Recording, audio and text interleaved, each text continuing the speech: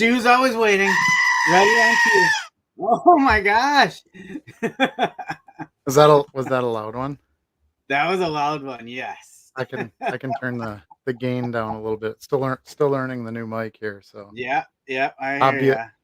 obviously apologize to everybody. We had some technical difficulties. We're not sure if it was Charlie's end or my end or what. He could hear me, I couldn't hear him, so that's clearly a problem. So took us a little longer to get on, but um yo YouTube, welcome to the Dope Show, right? My name is Adam. This is the Dollar Box, joined as always by JC3 Cards and Collectibles and Double Stew. We got two stews. Double Stew. Double Stew. We got a full one that time. He's been I got tired this one lately. too. Stu needs some vitamins. Yeah, he does. Yeah, he does. All right, so I think it's fairly obvious what we're going to talk about today. What? The Christmas Story house. Seems like that's what all the comments are. So that's what everybody wants to know about.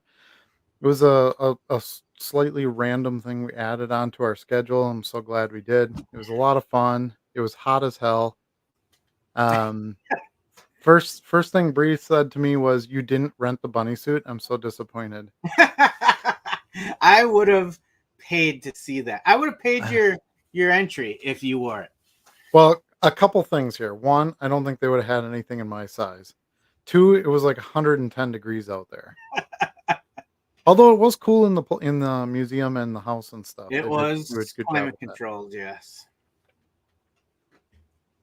But yeah, not the appropriate time to be dressing in bunny attire. Yeah. Yes. So yeah, that was definitely a highlight of the trip outside of the normal work days of the National, at least work days for me. So it was. I mean, yeah. I was looking back at the pictures and I was like, I'm glad we did that. Yeah. Me too. I think it's one of those things where you can only have regret from it, right? Like we went all the way there and we didn't do this.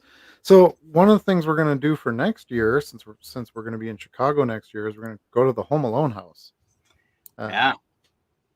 It's about 25 minutes or so north of Chicago. It's a little east, but it's kind of on our way home. It's actually even more convenient than the Christmas Story house was. And of course, we don't have as long a drive, so really no excuse to get out to that one. Unfortunately, that's not like a museum or a tour or anything like that. Someone lives there, so there's just a designated area out front to do photos and stuff. But we're going to do that, and I already have a couple little planned surprises to include in the photo. So Look at this holy grail.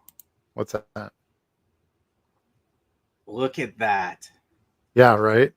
The Daisy Red Ryder BB gun from the movie. Screen used. Yep. Very nice. There's 6 of them. 3 are lost. Mm-hmm. 1 Peter Billingsley has, who of course is Ralphie in the movie. 1 an anonymous producer, I think they said. Yep. Has, so they, I'm sure, know who it has it, and they asked not to be mentioned. I would think that would go for like $1 million if it went up for auction. Maybe even $1 billion. $1 billion? Yeah, I don't think so. But and then the last one is in a private collection is where it's assumed to be. So I think what impressed me the most was how many actual pieces they had, screen used pieces they had. Usually when those movies are done, especially when they're not big budget, blockbustery movies, usually that stuff gets junked or reused or whatever. Yep. So they had a ton. Yeah, I was shocked too. Like, let me pull something else up here. Some of the memorabilia, like, you're just surprised someone would have grabbed this. Here's Ralphie's paper. Yeah. I don't know if that's the actual screen used one though, because that wasn't under glass or anything. Well, that's true. It was just in the boys' room.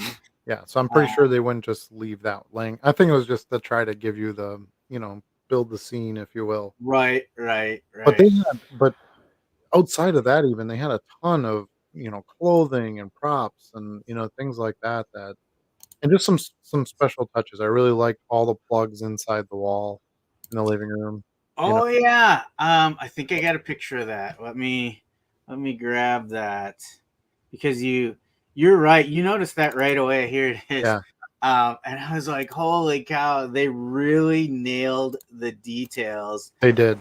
They Because did. I don't know, I probably wouldn't have thought of that. There we go. There's the outlet. Yeah. And it's even like the old, roped, double strung cords and all that. I mean, the outlet is a little bit newer. Obviously they had to modernize some of the wiring in there and stuff, but yeah, just the tree had the zeppelin underneath and the bowling ball and the can of Simon eyes. Um, and yeah, it was a lot of fun. Our tour guide was really good. There's a house, there's a museum, there's the Bumpus house, which is basically just a hotel, so you don't go in there. But yeah, and then the gift shop, and it was pretty cool that they made it very interactive. Like there were lots of things you could do in the house. It Yeah, like wasn't all it wasn't just walk through and look at everything under glass. It was come on in. Here's the story. You can do whatever you want in here. Go look at whatever you want. yeah. A couple simple requests. We weren't supposed to go in the sewing, what they called the sewing room.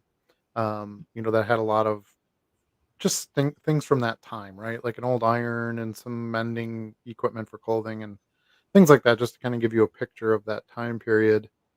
Uh, tests that had to be taken on that, and don't sit on the beds. Which, if Yeah, they're old bed frames, that makes some sense.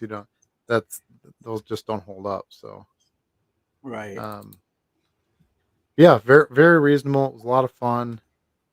Great way to end an amazing trip. We were all very tired, but I think that was the right juice we needed to make our 9 hour drive home. It really Yeah. was. So and that was fun because I got something for my wife, got something for my daughter. I'm not gonna necessarily find things for them at the national. Other than the only other thing that Luna was really excited about was the Women's World Cup members were there. So Mia Hamm and Granny Chastain and stuff like that. She thought that was pretty cool. Um, Yeah. and I told her, I said, not only is Mia Hamm the best U.S. women's player in history, she's the best U.S. soccer player ever. Uh, I'm not going to argue that point.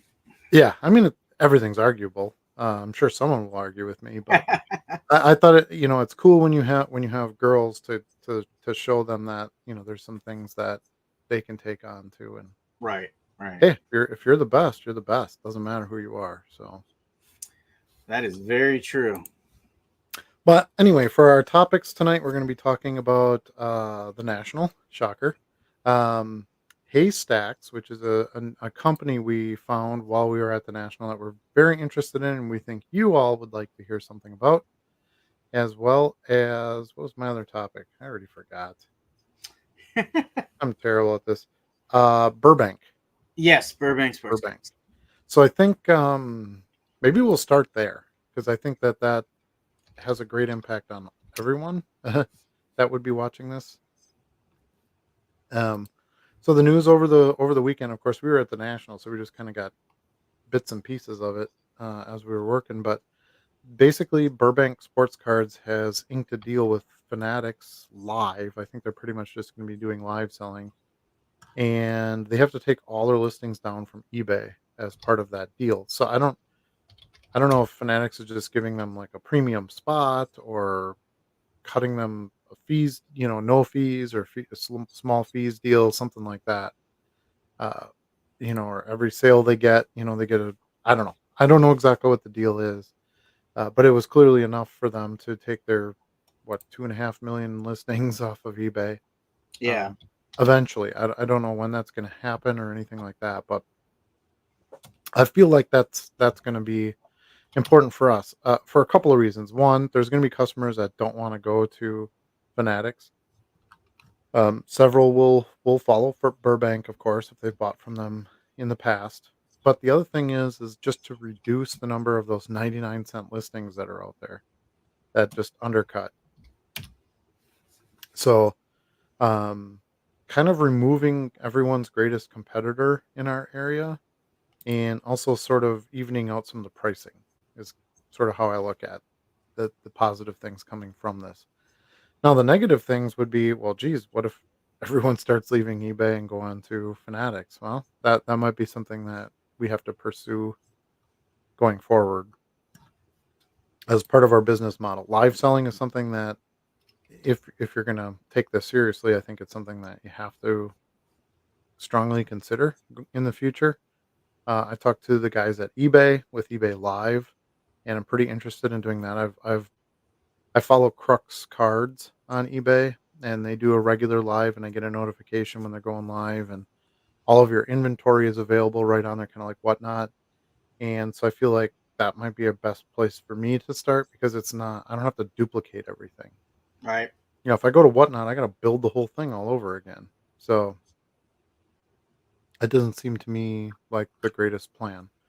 Um, Doing something separate from there from eBay, is not a bad plan. But if I could do something within eBay and maybe keep them competitive with a Burbank, or somebody goes to, has an experience with Whatnot, has an experience with Fanatics Live, maybe they will try eBay Live, and I can get the customer there. So um, I don't know, that just through my conversations this weekend of looking forward, I feel like those were some of the biggest areas of Burbank that create opportunity. What did you think of the news? Well, I think anytime we have a big chunk of competition leave eBay, it's good for little sellers like me, because now I think more people will just buy from the next guy in line than change Yeah. platforms. Now we'll still have ComC out there, and what's the other one? Greg Morris or whatever. Mhm. Those other big boys are still out there, but the 99-cent cards was kind of a nuisance for Yeah. small stores like mine, um, because they're able to do that because they have such large capital coming in to kind of spread that cost out over. I can't do something like that. Like, I can't really compete with a 99-cent card regularly, right? Um, so I think it's good for small sellers.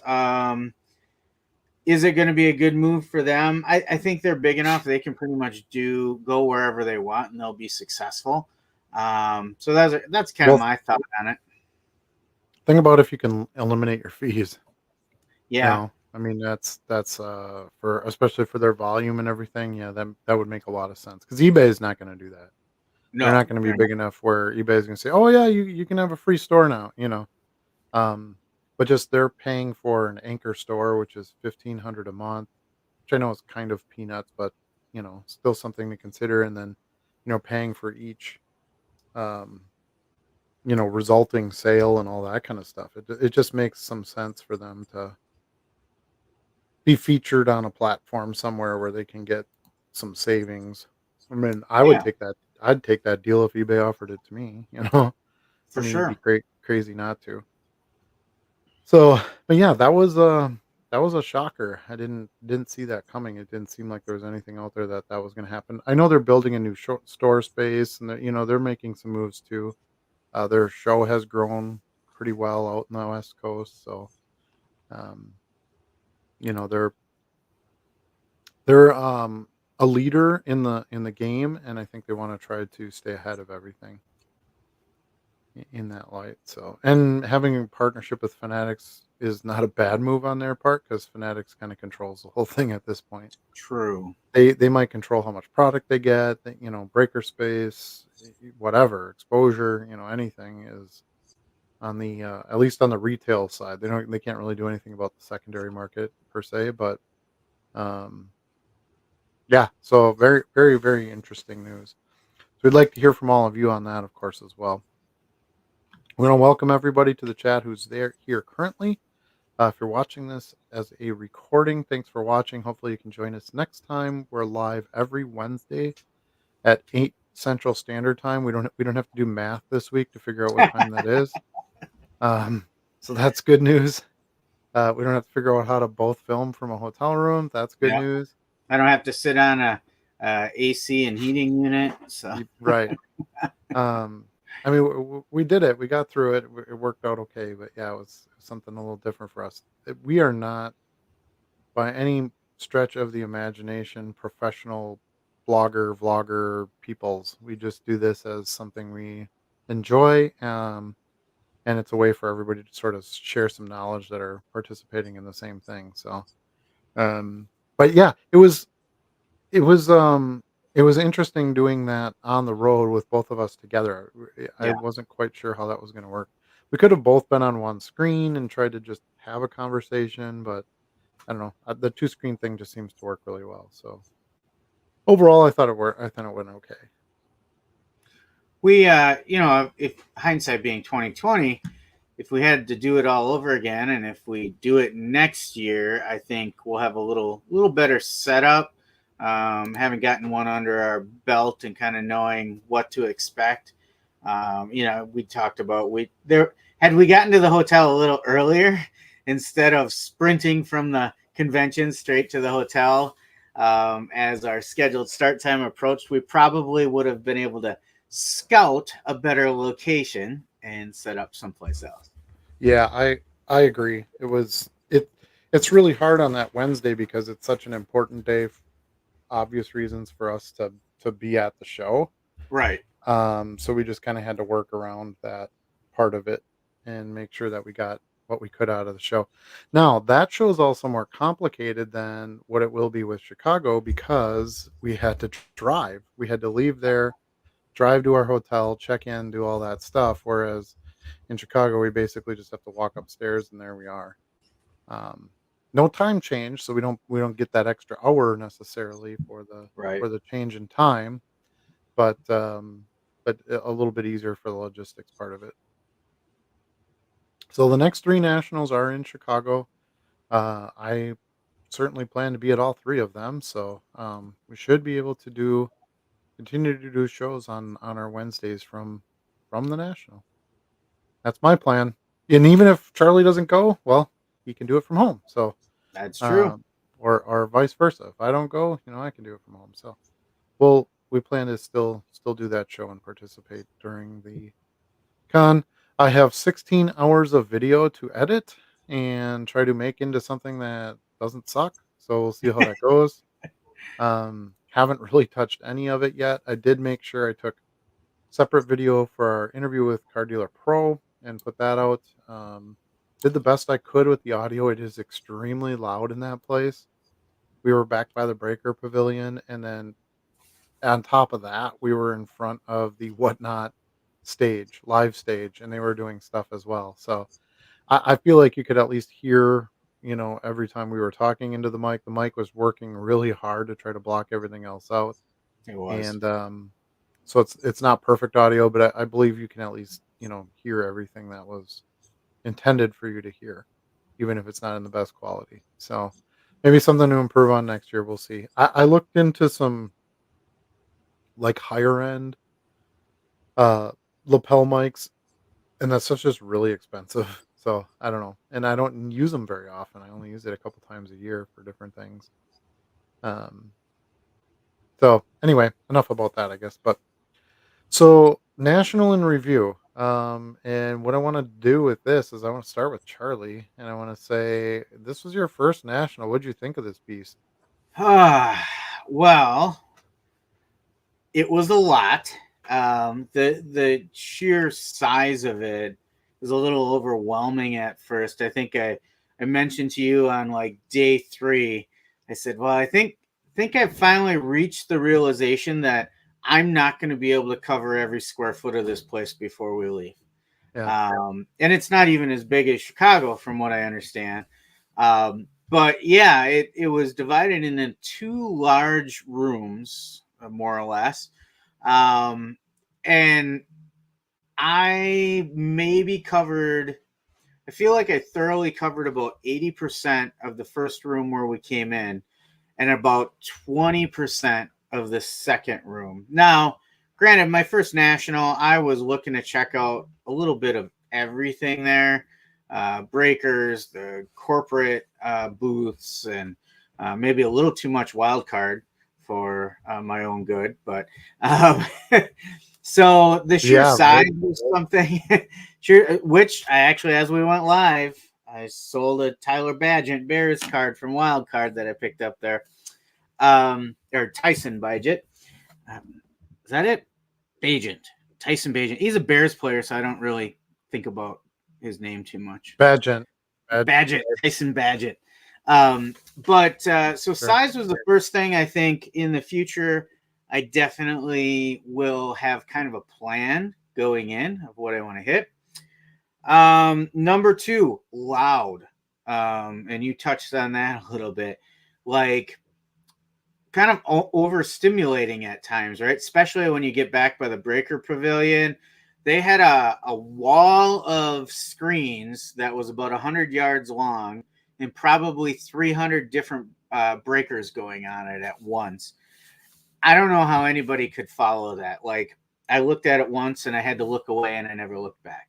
Um, so there's a lot of that going on. People yelling and screaming at different event booths and stuff like that. Like, Tops would pump up the crowd once an hour for some pack battle they were doing, and just a lot of that going on. So that was a bit of a surprise. And then the last thing I would say is just the general love of the hobby and appreciation that most people there had.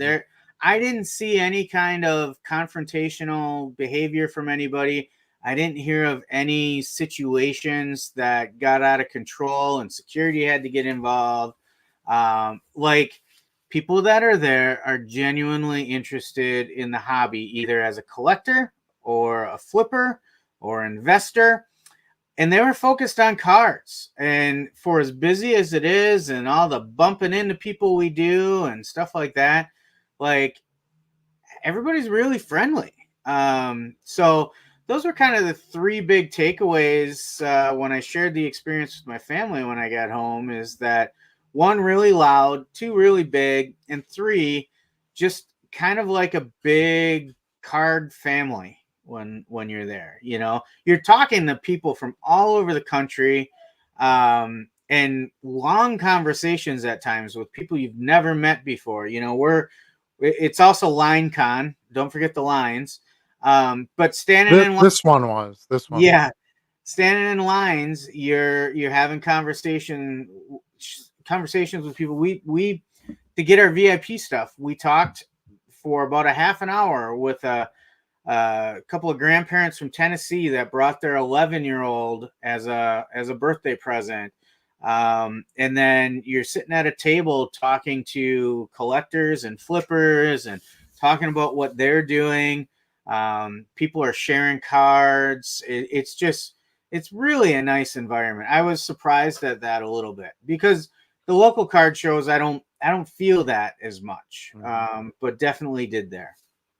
It was also cool to see a lot of viewers. We had viewers that kind of sought us out, and shared some of their stories. We took some Yep. time. Dan was kind enough, as somewhat of a local, to take us to a hotspot restaurant and kind of tell us where Christmas Story House was, and and sort of get us around a little bit, which was we're very thankful for. Oil change in a steak. Oil change and a steak, a tube steak and a lube job, right? Yes, yes. And so yeah, it was fun. We had a good time. We went to some decent places. So I've been to a bunch of nationals. They've all been in Chicago before this one. So that's my only real benchmark. I'm not Yeah. going to comment on any of the other locations. But yeah, some obvious things that were, not so good about it. Logistics. It's in the middle of nowhere in an old airport.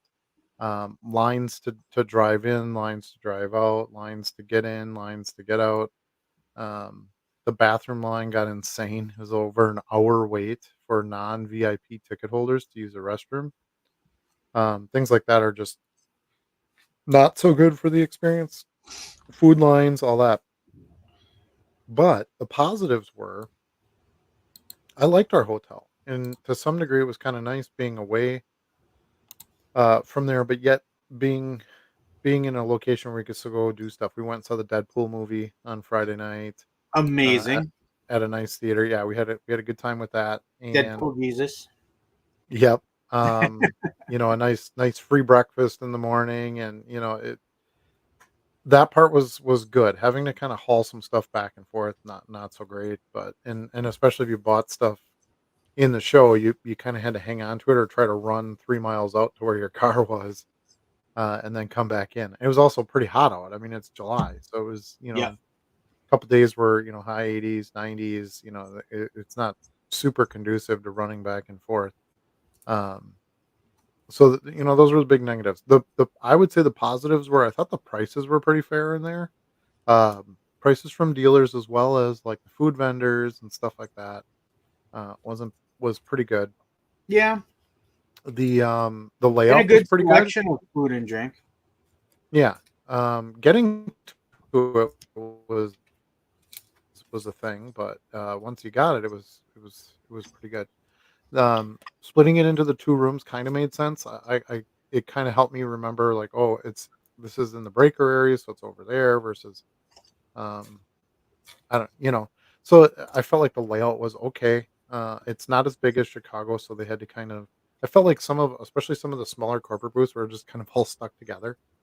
Um, and you have to try to maximize your space, get as many vendors in there as you can, but just didn't seem as free as Chicago that way. Yeah, There's a lot of it's a lot of concrete floor, especially in that second half, so that kind of can kind of wear you down a little bit. that does. Um, but yeah, and being not right there where you park once and you leave your car and that's it. It did sort of open the doors for us to, like I said, go to the movie, go to the Christmas house and go out to a restaurant, do things like that. Whereas when I park in Chicago, I pretty much just stay right there because everything is in the hotels and the convention center. You don't really need to leave except for Giordano's, which I have delivered. So um, Instead, we had what kind of pizza this trip? we had, it was like Was Papa it? John's or something. It was Papa John's. Oh, Yeah, yeah, it wasn't anything good.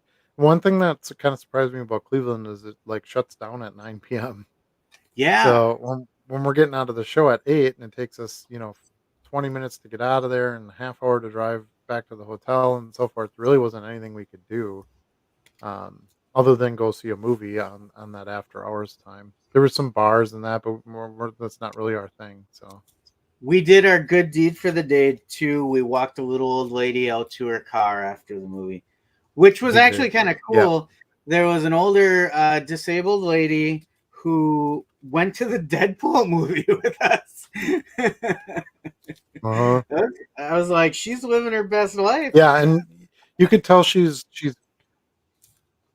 yeah, and she was She- definitely a regular there because some of the employees knew her by name and right. kind of sorta, I guess, helped her get through everything to get into the movie and that, but, um, yeah, so those are sort of the differences, I would say, mostly between Chicago and, Cleveland, but, yeah, I agree with you with the people. I had great experiences there. I saw some of my regular dealers that I buy from, and they were really nice, and actually have their booth numbers for next year, so I have a little bit of an advantage for my plan next year, since I know that where they're gonna be.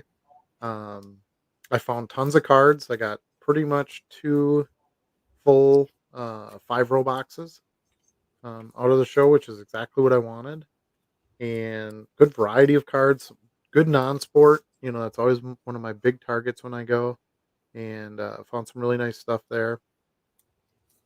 The promo cards were okay, not the VIP bag wasn't as good, there wasn't, like, any like, real fun pieces in there like previous years where you'd have, I don't know. It just didn't seem quite as good. Yeah, we got the V Friends card, and it was the same card for everybody. It's I don't know. It Griffey non baseball card. Yeah, I mean, there's a panini pack, there's a upper deck pack, and there's a leaf pack. Like that's in every single bag every year. Tops Yeah, never puts anything in because I don't know why, but they don't. So I don't know. It seemed like the players they chose were pretty good ones and stuff. I mean, getting a Clark and a Victor Wembanyama rookie in a pack is pretty solid. true. Um, in a VIP bag, they are a little bit smaller print numbers because there's only so many VIPs, and they didn't even sell out the VIP. So Thanks for the reminder um, on that. I haven't even listed those two cards yet. yeah, I yeah. So there's definitely some positives from the show. I'm excited for it to go back to Chicago. It's a short drive for us. I'm going to get my room at the Hyatt. I'm going to order my Giordano's, and we're going to get to work. So, um, I told my boys they might be able to come down for 1 day next year. sure, yeah, I don't think they could handle the whole experience, but one yeah, day their aunt lives about an hour and a half away, so Jenny and the boys can go to Aunt Cindy's after they're done for the day, and I can go back to grinding out the value boxes. yeah. And that was one thing I kind of missed um, from our hotel with Cleveland versus Chicago. You can just like go down and hang out in the lobby and like talk to people, and we didn't really have that kind of hotel. Everybody was spread out into different hotels and stuff. True. And then also, the Hyatt has a really nice like bar grill restaurant. Wait's not too bad, food's pretty good, prices are okay. Um, and that was always nice because Ethan and I would just go down there and chill, bring some boxes with us, whatever, get a couple drinks, and we didn't really you couldn't really get that experience right in your hotel there. But otherwise, yeah, I felt like it was a pretty positive experience. Like I said, we were able to buy what we needed to buy, and wild card was awesome. I told you they would be. You went way more wild card than I did. I did. Um, I am here. Enough that I got a message from my wife saying, "Did you just spend X?" Because I got a notification. Yep. And you got to be careful because that stuff can suck you in. You You can, start yeah. getting some numbered cards, and it's only $20 a pack, and and then you're pretty far in. Um, but yeah, It we was we both, it was the chase of the bonus spins that get you. yeah, the spins on the wheel. See, the year before they did all the spins were free. You got one free spin Really? a day. Um, so they've tightened it up a little bit. They're able to make some money now. So most of their products were, you bought a box, you got a few autos. Now it's like 1 in 20 packs has an auto. They've sort of spread some of that out a little bit, um, is understandable. But Leaf had some giveaway cards. They had Lionel Messi as one of them. That was a nice Yep. surprise. The Paul Skeens from Steel City Collectibles. You just had to buy any product. It didn't matter the price, and you got a Paul Skeens national exclusive rookie from them. The Skeens packs at Wildcard were pretty amazing, and they sold out in like 5 hours or something, 4 hours. So that was pretty cool. We've had some rugby uh, national cards too. I sold one of those right away, and I actually had someone message me asking if I had the whole set because they were looking Uh, for it. yeah, well, they're stamped national exclusive on them too. Right. So Right. I haven't listed those yet, but I just found a pack of those while I was going through some things. So yeah, we watched a little bit of Olympics, some soccer. We made a pretty good week out of it. That bicycling event in the rain was insane. Yeah, them sliding around the corners in the rain.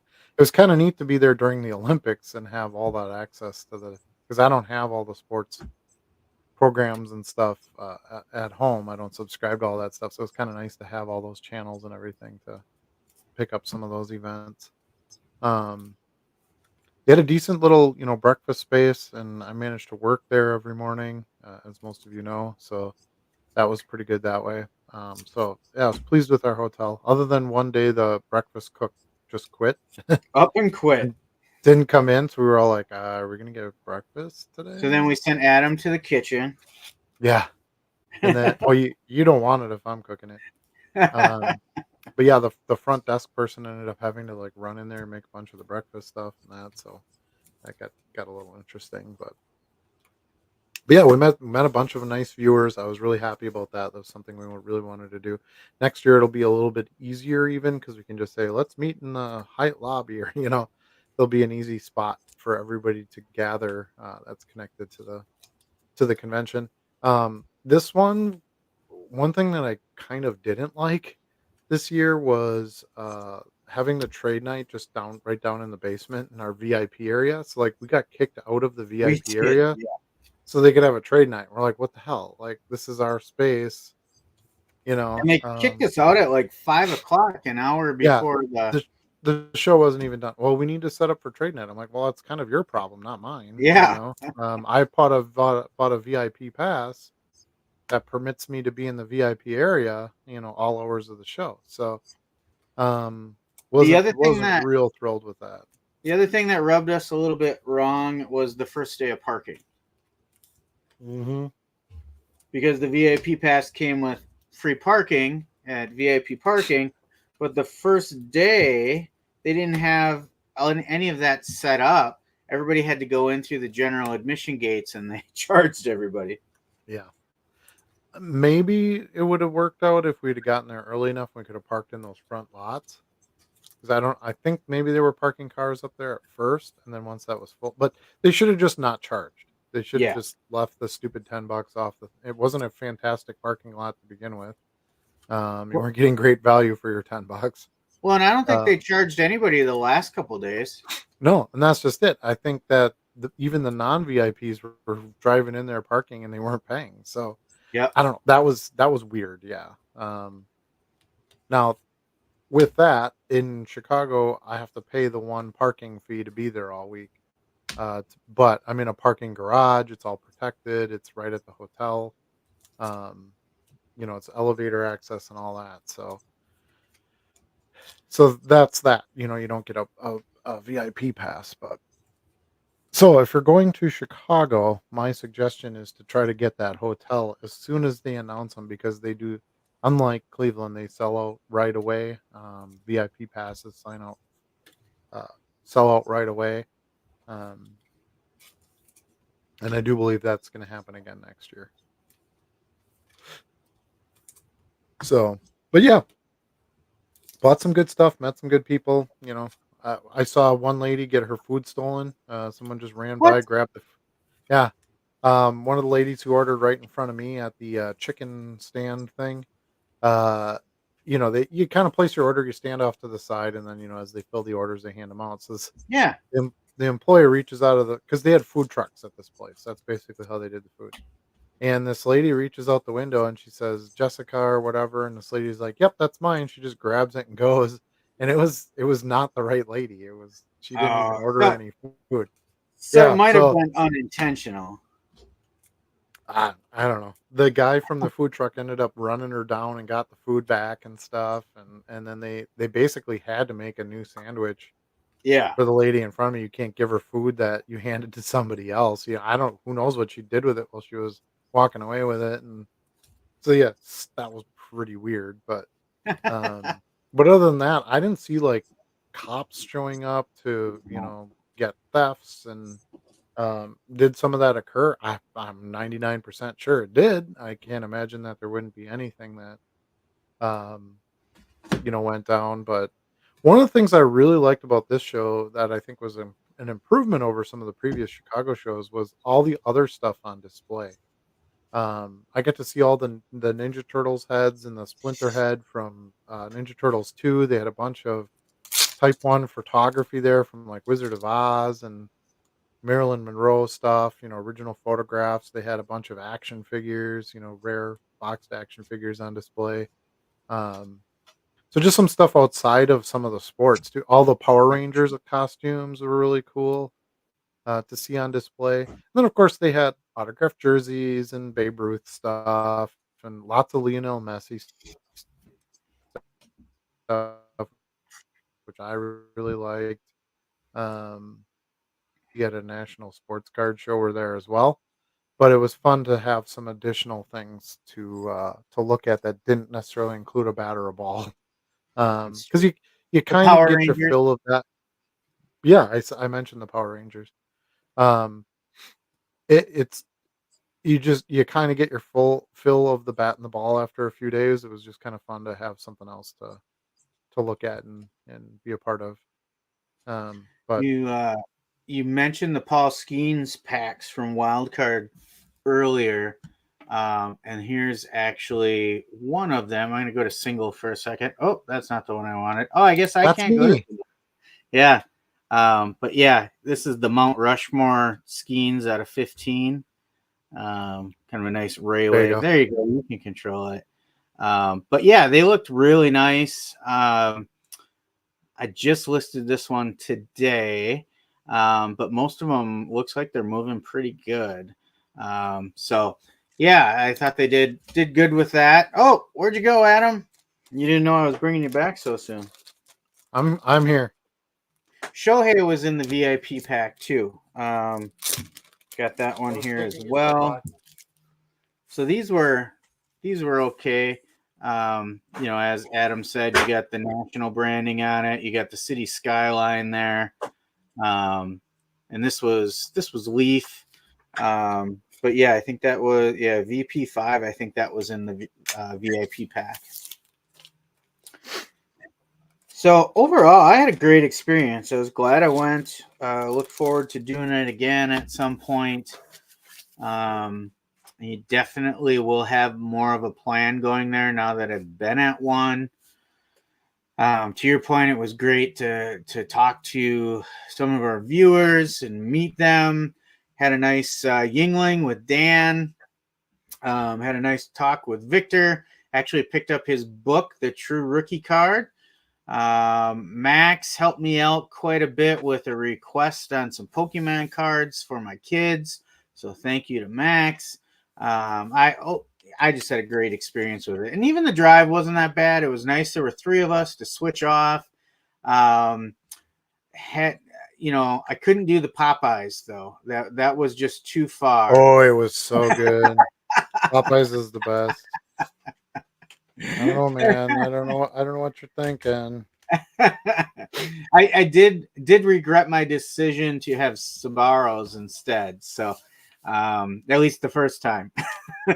Yeah, you ate there again. Besides, yeah.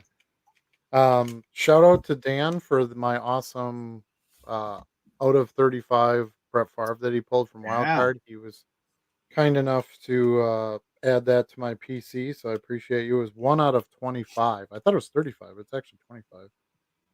But nice, shiny. Wildcard do as Wildcard do, right? They make nice stuff. Mm-hmm. Mm-hmm. They're Germans. They make nice stuff. Here's my skeins. One of them, I got two skeins pack. I got to try to find the other one. It's in here somewhere, but same thing. Mount Rushmore. Yeah. Mine's out of 15. What's yours out Yeah, of? that's a minus. 15. Whoa, we got two of the 15. Imagine that. Wow, because it's the same design. And then this was what the exclusive one looked like from Leaf. well, it's manufacturer's Leaf, but it was Steel City Collectibles is who was giving That's them right. out. Yeah.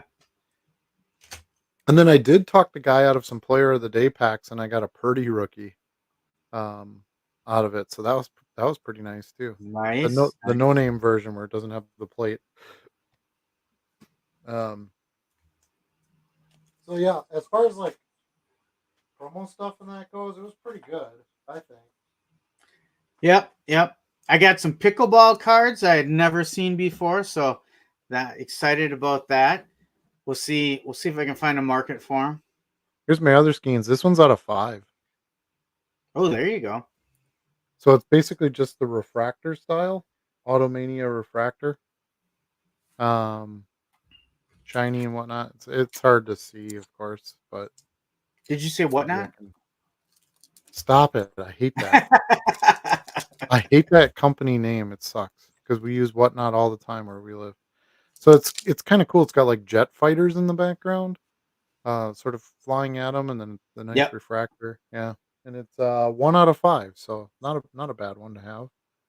I did Those do were pretty what? good at. Those were $20 a pack, I think. I think so. Yeah, yeah. I did do pretty Um, good at wild card though with the one of ones. It seemed like every time I opened a pack, I had one or two one of ones.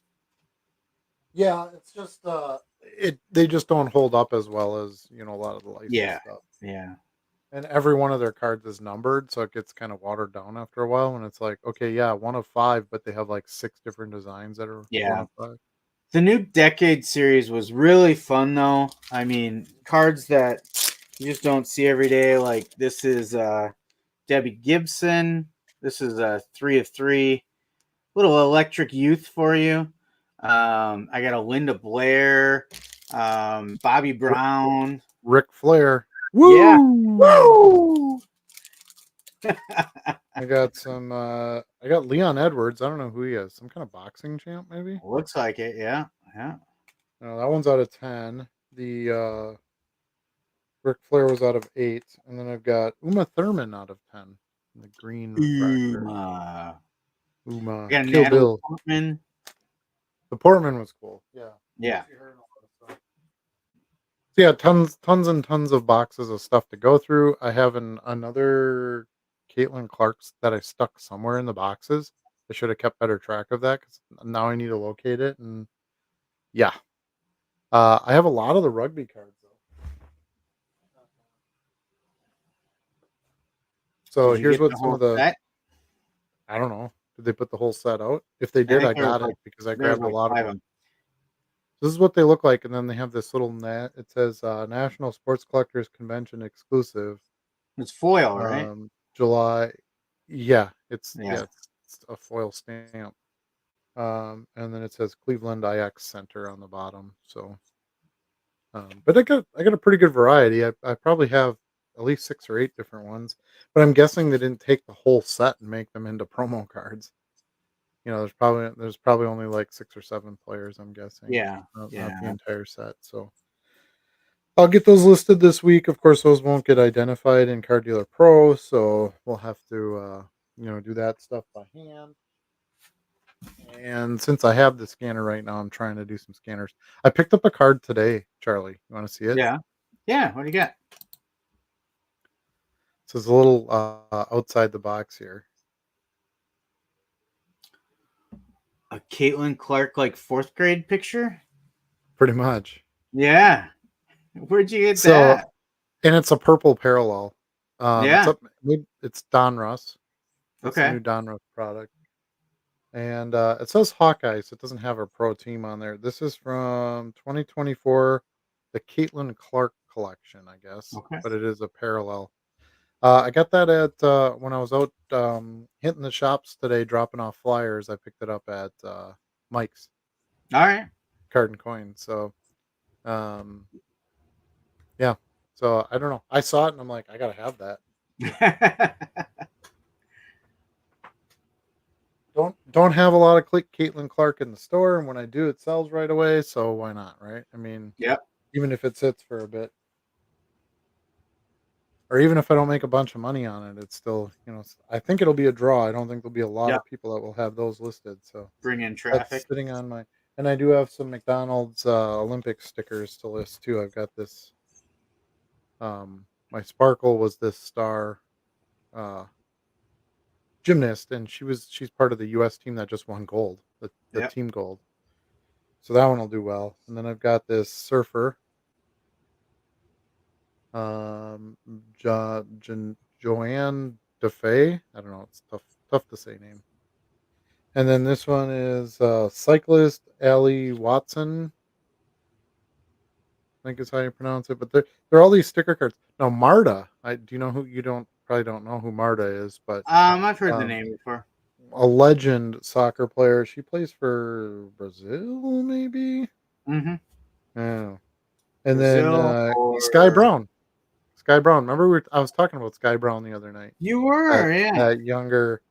She's mainly known for as being a snowboarding star, but yeah, obviously a skater too. Pretty much, if you snowboard, you have to skate. You can't. You got to do it year round, right? So, Yep. um, so yeah, some interesting things to list. I'm excited. I listed a bunch of packs of stuff today, and got Marta got a red some of card that for moving. Brazil today. Oh, Yes.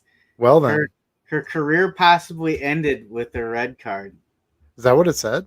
Yeah. Now I really want to list it. Somebody will want that. Bad news is good news, right? Yeah. When Yeah. you're telling something.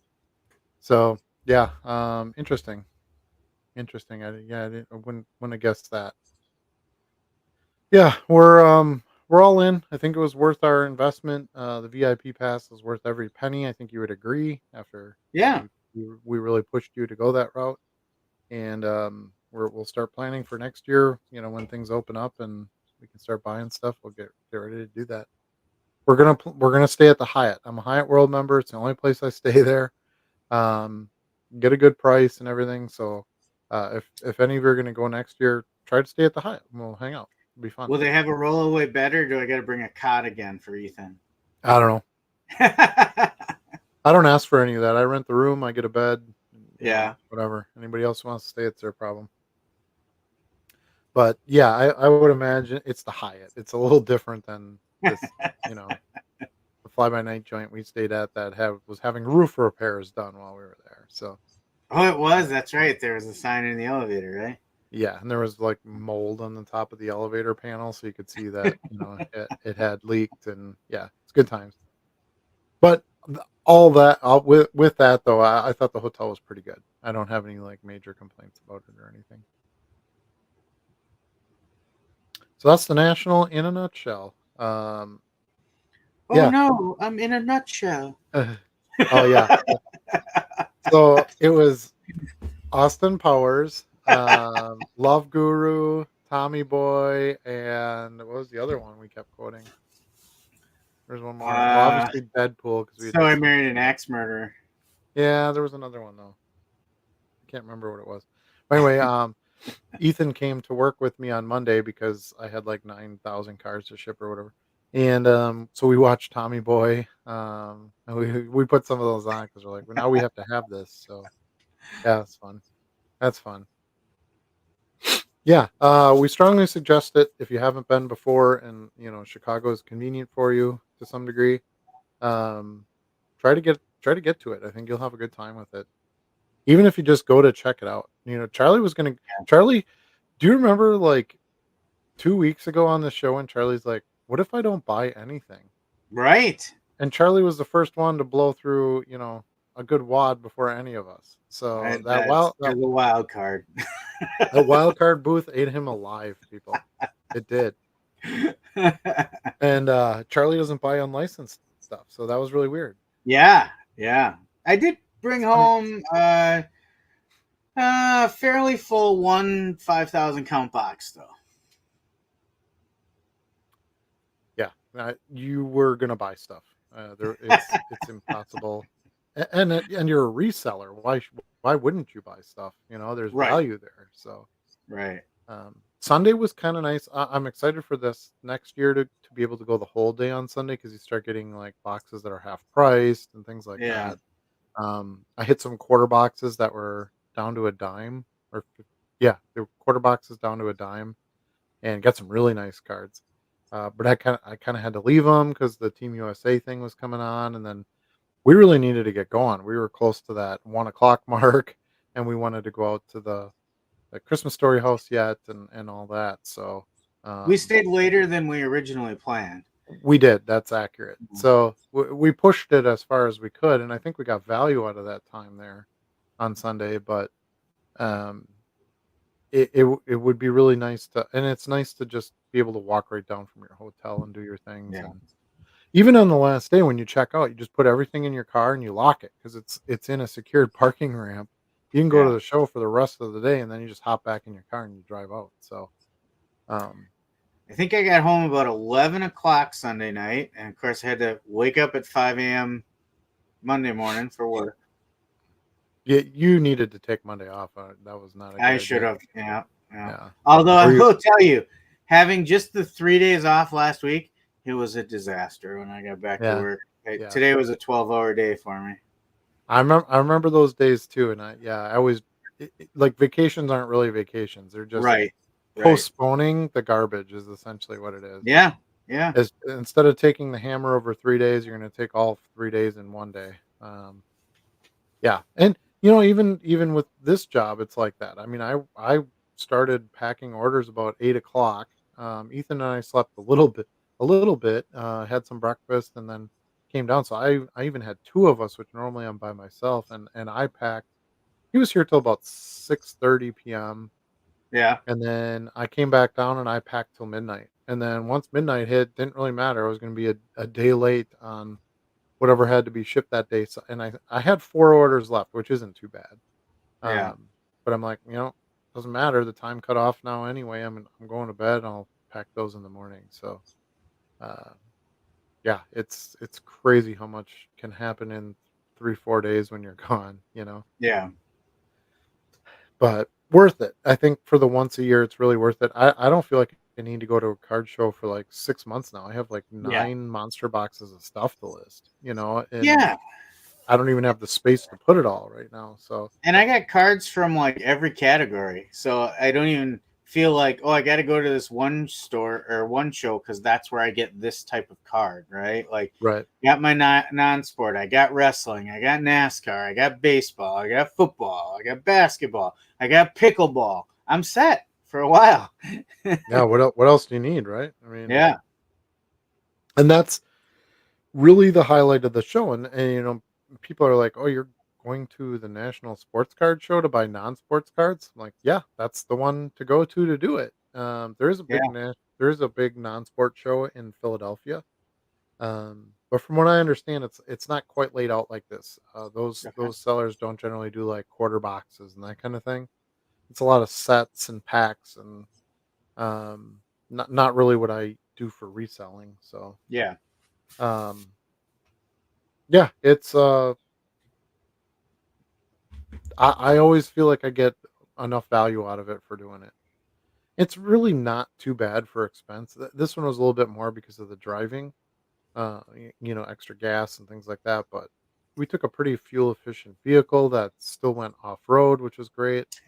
Um, Charlie doesn't know where driveways are. I can't take the right way of street. So we had some adventures when we were doing things as well. We almost got hit by an Amazon driver coming around a hill twice, multiple times. multiple Yeah, times, 2 different times of the day, and it happened both times. it was like he So was seeking us out. right. Yeah, kind of. Um, yeah, but loved it. I can't say, any overall negative experience to it. Just some things that just don't work that great at that place. Let's see. I do like the giant eBay bags we got too. Those are going to be kind of handy. My wife was really excited to see those. Trying to think of. Let's see. Let's see. Simpsons. Okay. So our other topic tonight was should we get to the other topic, or should we start getting into some chat stuff? Feel like we should get into some chat stuff. Let's check in on the chat because we're an hour in. We Yeah. should say hello to everybody. Yeah. I agree. Okay. Let's see. Joe says delayed till 8:50. Gosh, I hope not. Not quite. It's funny you mentioned that though, because I posted we have a little chat group with me and Charlie and Ethan, and I said I went to bed at 7:30 last night and woke up at 6 this morning. Which, if any of you were following me even on this week's adventure, you realize that that's not what I do, and it just it all caught up, and I had to hit the hay and soak up some real sleep. And then, Charlie's like, "Yeah, I kinda fell asleep and then went to bed and then slept for another 10 hours," and Yeah. so, he had almost 12 hours in, and then Ethan's like, "Yeah, I pretty much just went to bed right away last night when I got home from work," and, um, it hits you, the driving, sleeping not at your house, getting up early, going to bed late. We're old men. I mean, Ethan doesn't really have that excuse, but yeah, I can't burn both ends of the candle too for too long anymore. Catches up with you. Does evening all greetings from the campfire. Oh, nice. Nice. That sounds good and warm. Uh, evening, Mr. Dan from Joe. You'll shoot your eye out. How was the museum? Oh, we did kind of go over that. Museum was amazing. I suggest anybody that has a chance to go there. Couple of interesting pieces that I didn't know. There is a hotel across the street from that house on the corner, and apparently it was there when they booked the house. It's been there a long time. Let's just put it that way. So I thought it was. I had no clue. Like of course, they never talked about that in the movie, but it was kind of interesting that that You was. mean the tavern?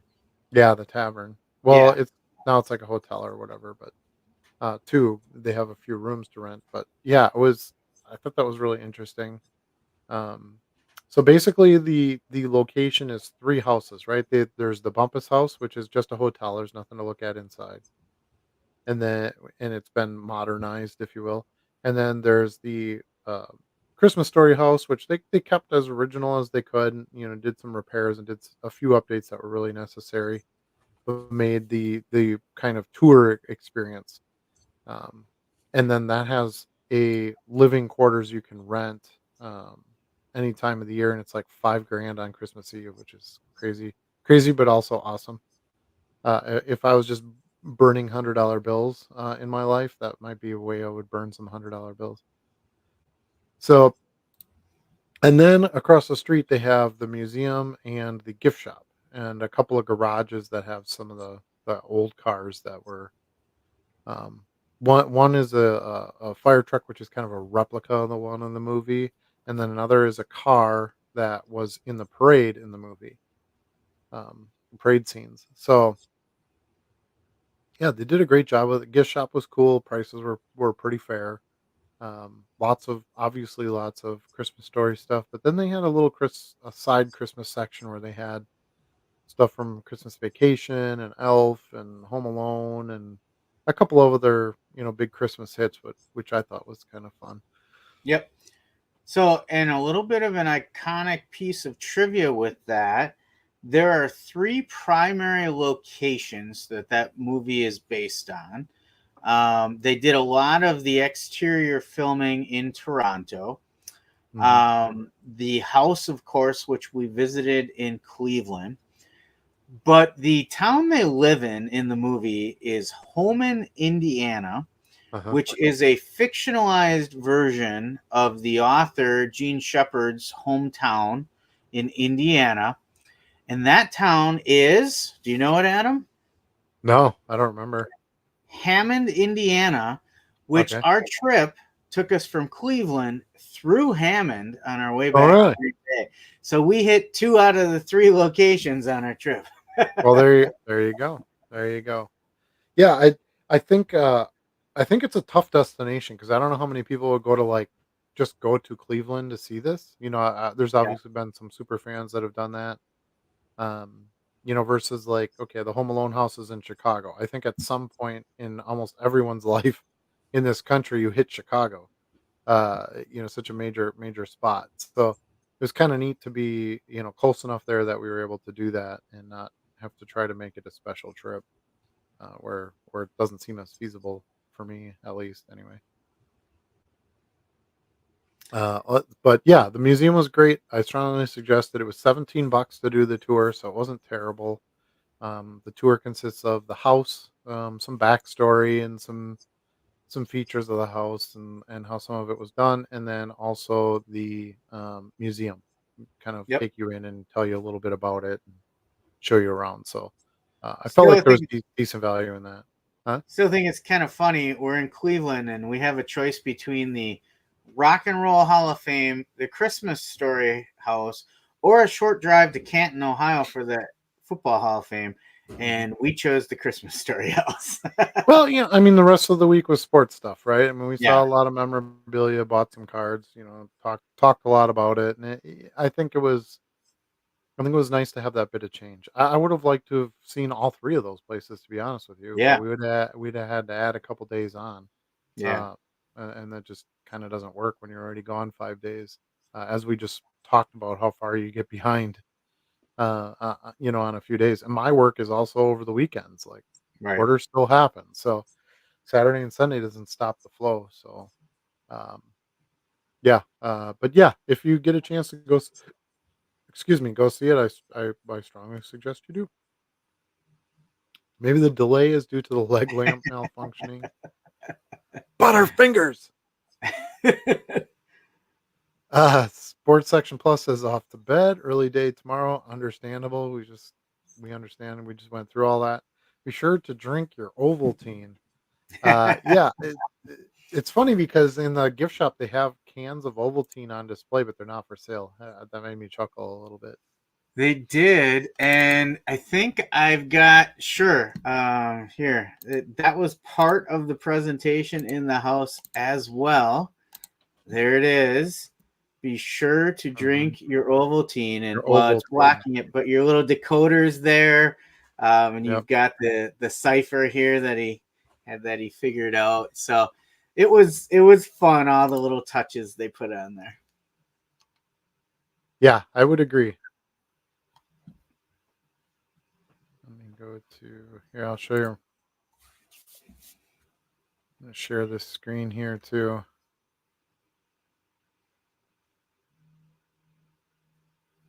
if I can. There it is.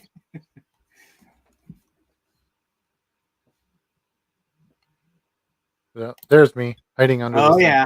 So Mm-hmm. we all got to do these little skit bits, and we all managed to squeeze ourselves under the sink. So that was pretty good time too. Well, you That, had to that- eat the life buoy soap too. right, right. I did the life boy. Yeah, Yeah. um, yeah. That was the whole thing was just fun. I'm glad we chose that versus the Football Hall of Fame and the um Rock and Roll Hall of Fame, just from the aspect of I'm a huge movie nut, and that movie has such a cultural place. Christmas is amazing, and I don't know. I just there it is. Yeah. It's pronounced Life Boy though. It tomato tomato. I At, would pronounce at that least life buoy. that's how they say it in the movie anyway. But yeah, yeah, it was cool. I mean, to see the old toilet tank there, and they did a good job with it. Let's see. Art says apparently the new owner completely redesigned the inside of the Home Alone house and made it all modern. Well, that kind of makes sense to me. He lives there, so uh, homes generally need to be modernized over time. But yeah, I don't. Unless you were going to turn it into a museum, there's no reason that you would keep it the same. I wouldn't. Let's see. The hold on here. Brandon says, "Glad Charlie didn't break the AC unit." Me too. I was concerned with That would have that. made for a very long made for a long, warm weekend because that was like the first night. I overall don't think Burbank leaving is going to really make a huge impact on sales. Just too big of a platform, even for a seller of their size, to really move the needle overall. Um, I I normally I would agree with you, but their numbers are so huge. Yeah. Uh, and the 99-cent auctions, I think that's the big change. You cut out all those 99-cent, or not auctions, 99-cent fixed price items, and I think that changes some things. But we'll see, I guess. Joe says, "Funny with you and Alex passing microphone back and forth to speak reminded me of a 1980s interview." Yeah, when we were kind of going down, I was sort of planning out how we were going to do this, and I was just going to give him the microphone, and I thought, well, I don't think you're going to be able to hear me. Even if I was the one doing the filming and asking the questions, being close to the mic, I don't think it would have worked. It's just so loud in there, and I knew that from being at past nationals, especially where they were located, with being by the breakers and stuff. So I felt like it was the only way to really get the interview done. Now I can get a dual mic system. Maybe that's something I'll do at some point, but I just don't do a lot of these interviews and need two mics on a regular basis that it warrants the cost. So, and I think it worked out pretty well. I was pretty pleased with the interview. Dave says, "I think with Burbank leaving eBay will help the little guy. Rob Viros was at the table I was at and was getting dealers to ship to him, and I was doing my own picking."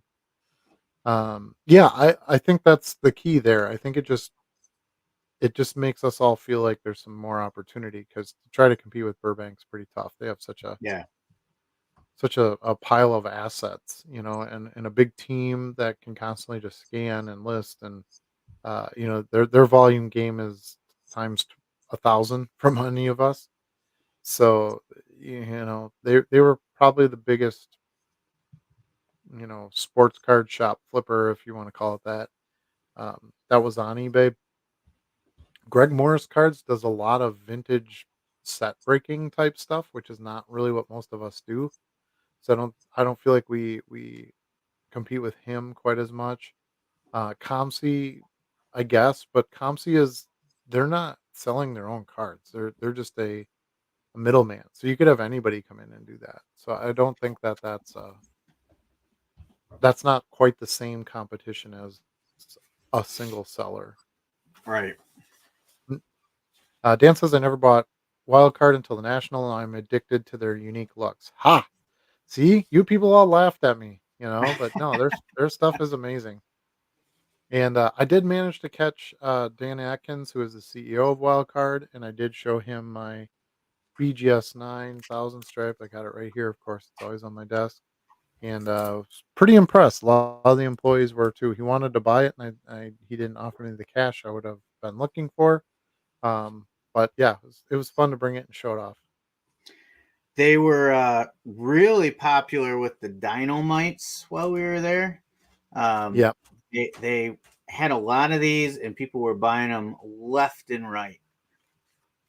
yeah. I still have my out of five Anthony Richardson auto and my one of one Hendon Hooker. Although I got a message from somebody on the Hooker yesterday or the day before that said that they have to wait till their August paycheck and they're going to buy it. So Did please you don't just take say you it got a down. message from a hooker? That's correct. Uh, and he said, please don't take it down. I'm going to buy it. So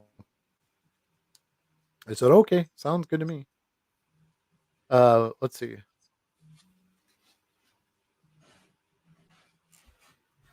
Where are we at? Joe, Come eight on. thirty Just six. it's stuck. Oh boy. Hold on a second. It's stuck. There we go. Was there a lot of non-sport at the show?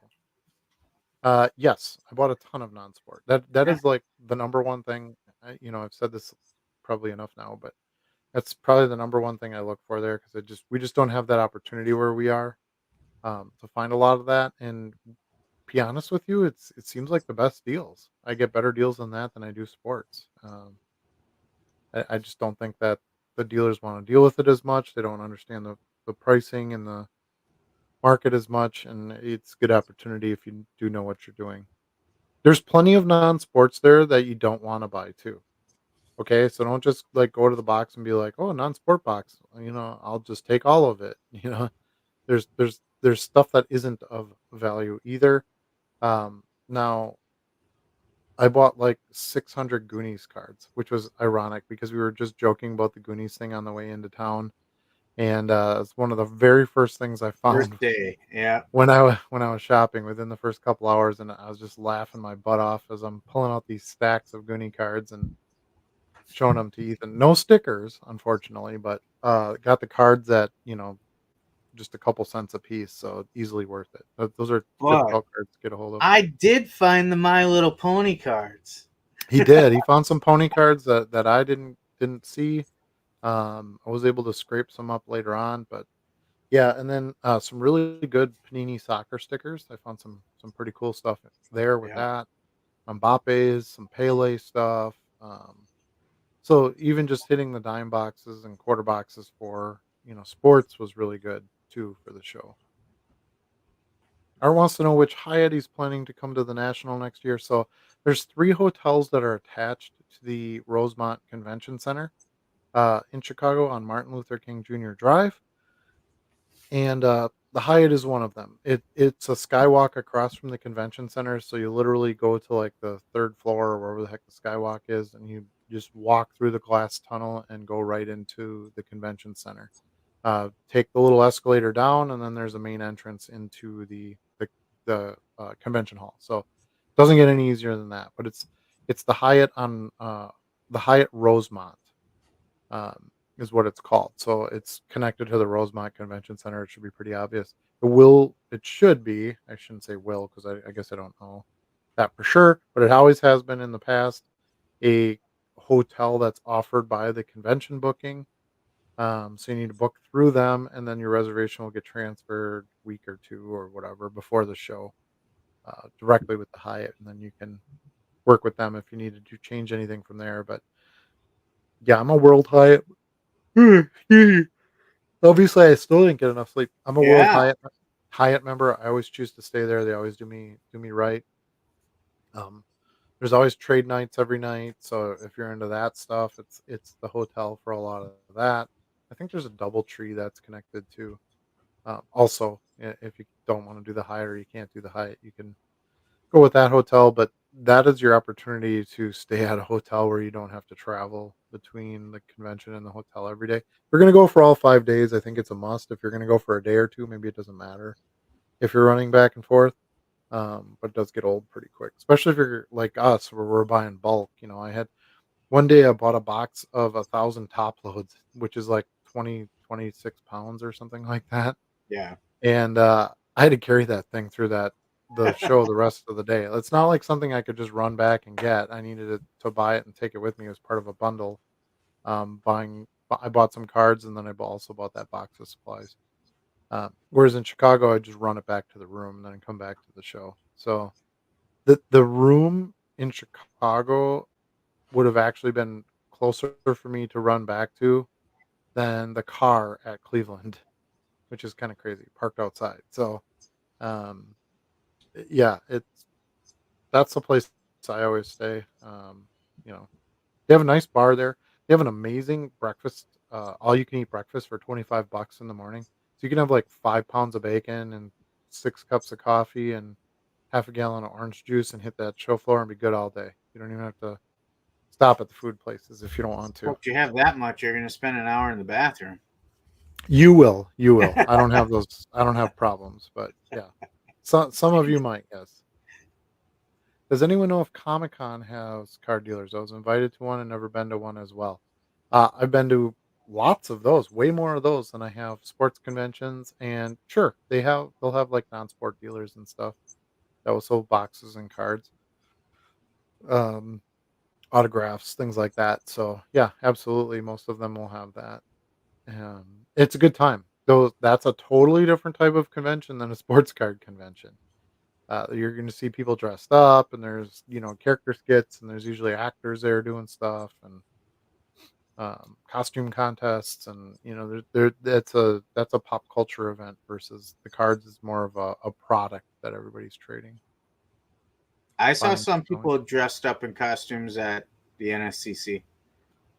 I did too. I bought some cards off of a gentleman dressed as what was he, Mister? No, what was he dressed as? Oh, jeez. I can't think of who it was. Doctor Strange. He was dressed as Doctor Oh, Strange. okay. And then the other guy that was working with him was dressed as Captain America. So yeah, I I did mean, if not you see want some that. attention, yeah, if you want some attention, you can do that. That's where I bought like the Jurassic Park holograms and some of those Okay. cards. Yeah, he had some interesting different stuff, which was fun. Interesting. I never charged for parking on the first day Wednesday. Dang it. Well, Hmm. there wasn't an option. You had to go through the gate. Well, he Yeah, there before us? I See, I don't think know. if we would have got there early enough and parked in that front lot, I think we could have got away without paying. As soon Dan as we has had to that go, ability to just teleport in anywhere, though. that's true. That's true. Yeah. There's a puff of smoke and then there's Dan. That's basically how that works most of the weekend. Max says, "What's up, guys? Good seeing you. 8 hours from the homeland."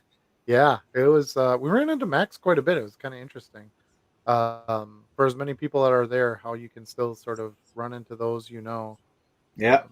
But yeah, he seemed to have a successful show and a good time, and we met at quite a few of the different boxes, and yeah, it's great. That's one of the best parts about it is all of us who talk regularly but aren't anywhere near each other can still get together and do something fun together. Let's see. Lofi Joe says at the Chicago National, I found it easier to go to the hotels next door for restroom access. That's a good tip too. Yeah, they have a lot of like hobby or hobby lobby level Bobby. restrooms, and then of course you can always go back to your back to your room as well. I never felt like I had to do that. That was one of the things that Ethan and I we were getting on Charlie's nerves, but that's basically our job. Um, I never felt like I had to do that. If I had to use the restroom in Chicago, I just walked in and peed and walked out. It was never a big deal. Maybe there was 2 people ahead of you. That was about it. Same with food. Like, oh, I want some chicken strips. I would just walk in, get some chicken strips. There was never anywhere to sit to eat for the most part. So you had to kind of stand and eat. Um, but I never had a problem getting in and out of anything. Cleveland was kind of a new experience for that. And I've even been to San Diego Comic Con, where if you think the National has a lot of people, there was probably like 80,000 people there this week. Comic Con has like 250,000. It's insane. And I never had a problem with bathrooms or food or any of that at that show. So it was just, I don't know, it's kind of weird. It didn't seem like that should have been an issue. Cash and Dad's Pack Busters. What's up, dudes? What's up with you? I think this might be your first time on the show. I don't recognize the name, so welcome. Glad to have you here. Thanks for joining us. Max says I had Rest Stop Popeyes and it was awful. Same with Cane's in Cleveland. Chick-fil-A just stands alone. Yeah, I don't share that same sentiment, but I think I Charlie do. does. So you got somebody on his side. That's right. Marta is Brazil. We definitely found that out. And that's who I thought it was Brazil. So my first job out of college was a night auditor for a Hyatt in Texas. Oh, the stories I have. Oh, I'm sure. Yeah, that's next time we get together, you can tell some of those stories. Maybe they're not appropriate for on air, which so then I definitely want to hear them.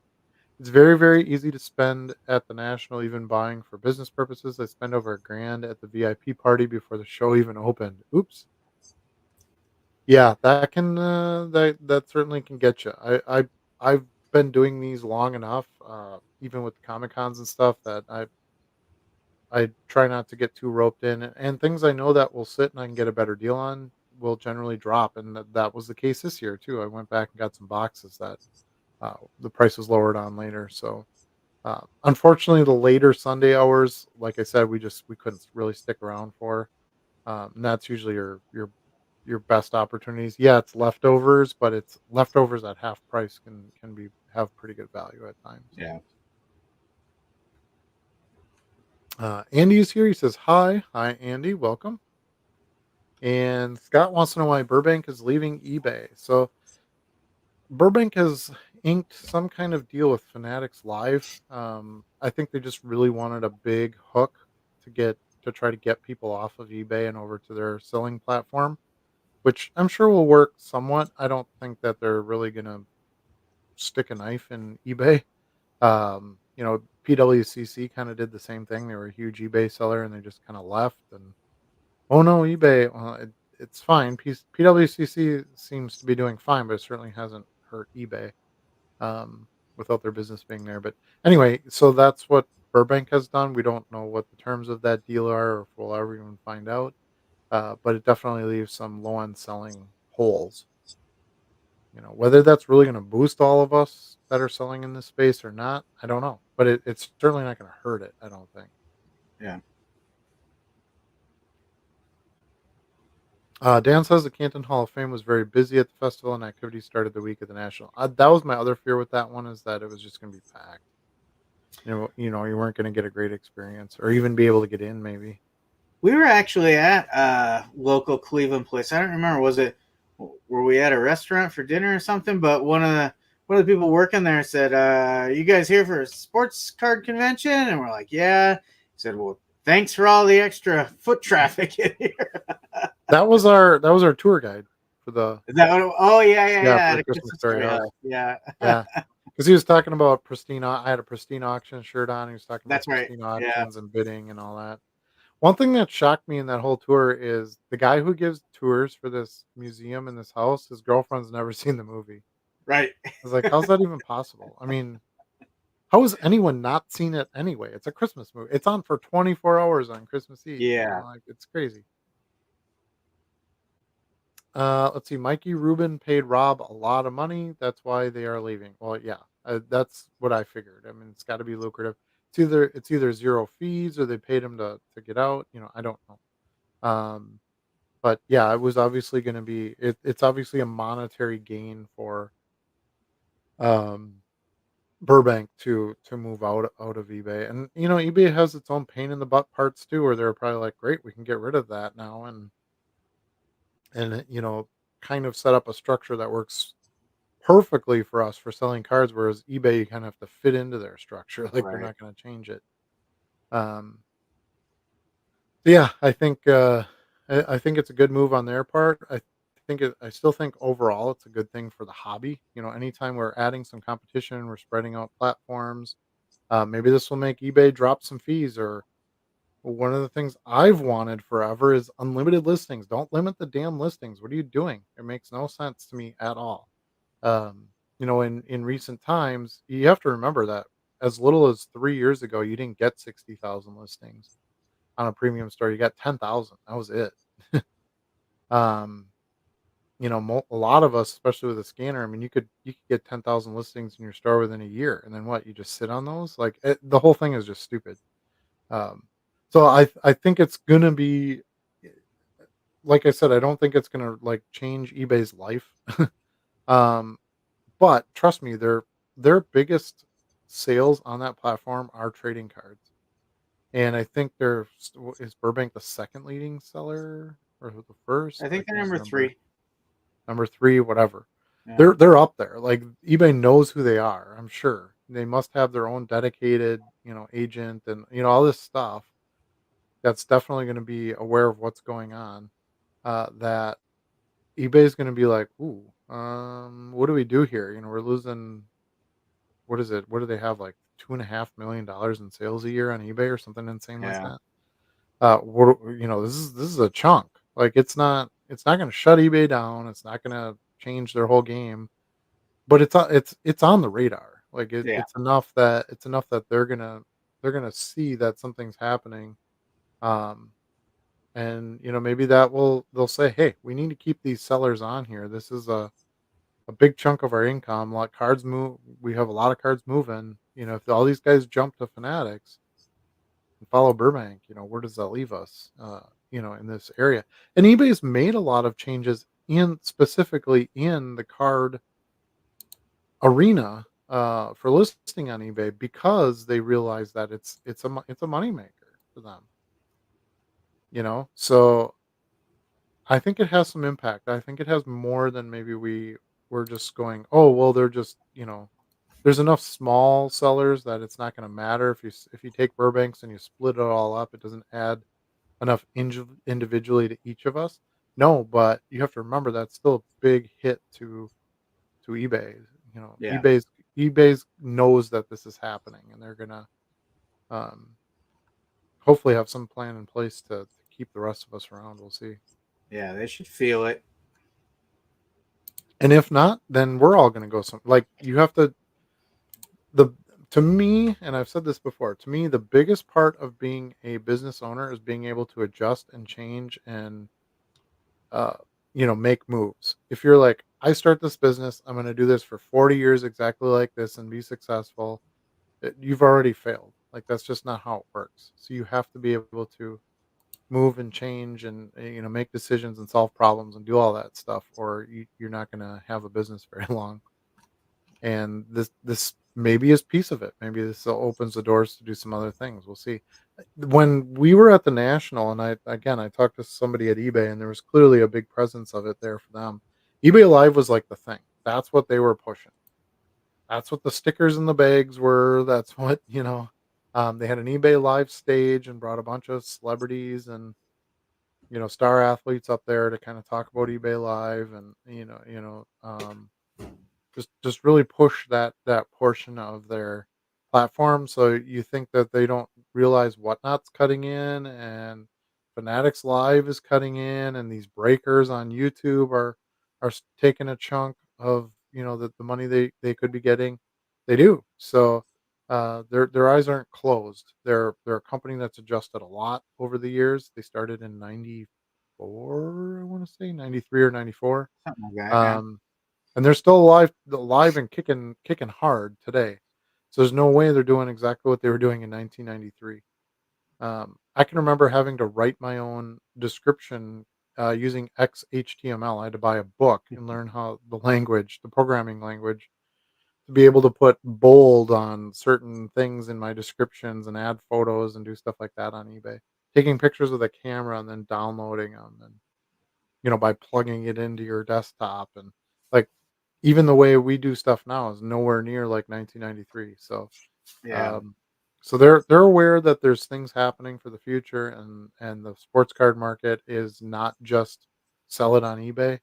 There's lots of other places to do this, and they're gonna wanna keep us, um, and maybe it'll lower some fees. Maybe it'll add some.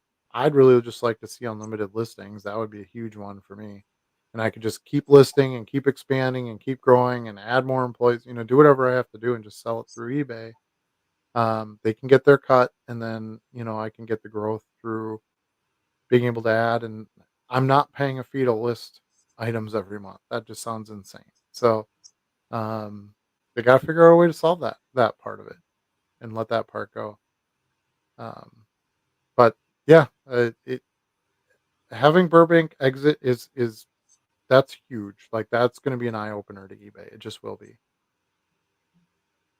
The third leading seller in the strongest category on your platform. Trust me, they know who they are For sure. for sure. I just sold an Aubrey Plaza card. Damn it! Nice. I was hoping those would never sell and I could just keep them. I just sold a Star Wars Darth Vader and Princess Leia. I was just $74. checking my orders right now. Um, all right. What was our other topic? Oh, Heystacks. Hey, Haystack. Dad. Do you have pictures? Can you throw a picture up? I just I have realized that one picture. I don't have a picture of the actual unit. I hope you don't have a Let's go. picture of the unit. Shush. What? The photography studio thing. Okay, there it is. That's actually a pretty good. That's actually a really good picture. I Um, know. Thanks. I'm surprised because usually your pictures suck. So, This which is is how why it was all week. which is why you need your little photo studio to improve that situation. Okay, so this is what we have here. This little machine is by a company called Heystacks, Heystacks,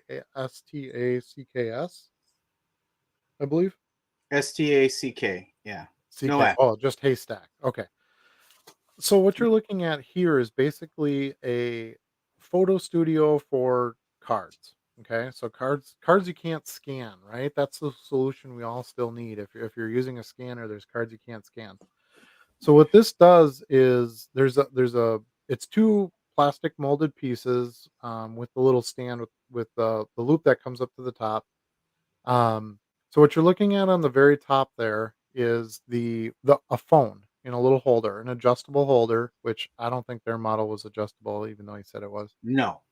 Um, but anyway, you set your phone with your camera facing, into the holder there, so that it shoots through there's a little hole right underneath where the camera on your phone would be. And then underneath, you have this plastic. Now, this is green because essentially it's green screen, right? So you can edit Mhm. out, you can crop everything down, to just the card borders and nothing outside of that to use for listing purposes. And then there's this little vacuum tube that comes up that holds the card in place, puts it in front of the green screen so that your phone's focus is going to be on the card and not the backdrop. And then yeah, you essentially snap a picture with it, and then you just pull it right off the hose. It's a very small powered hose. We think it's like a desktop vacuum hose, right?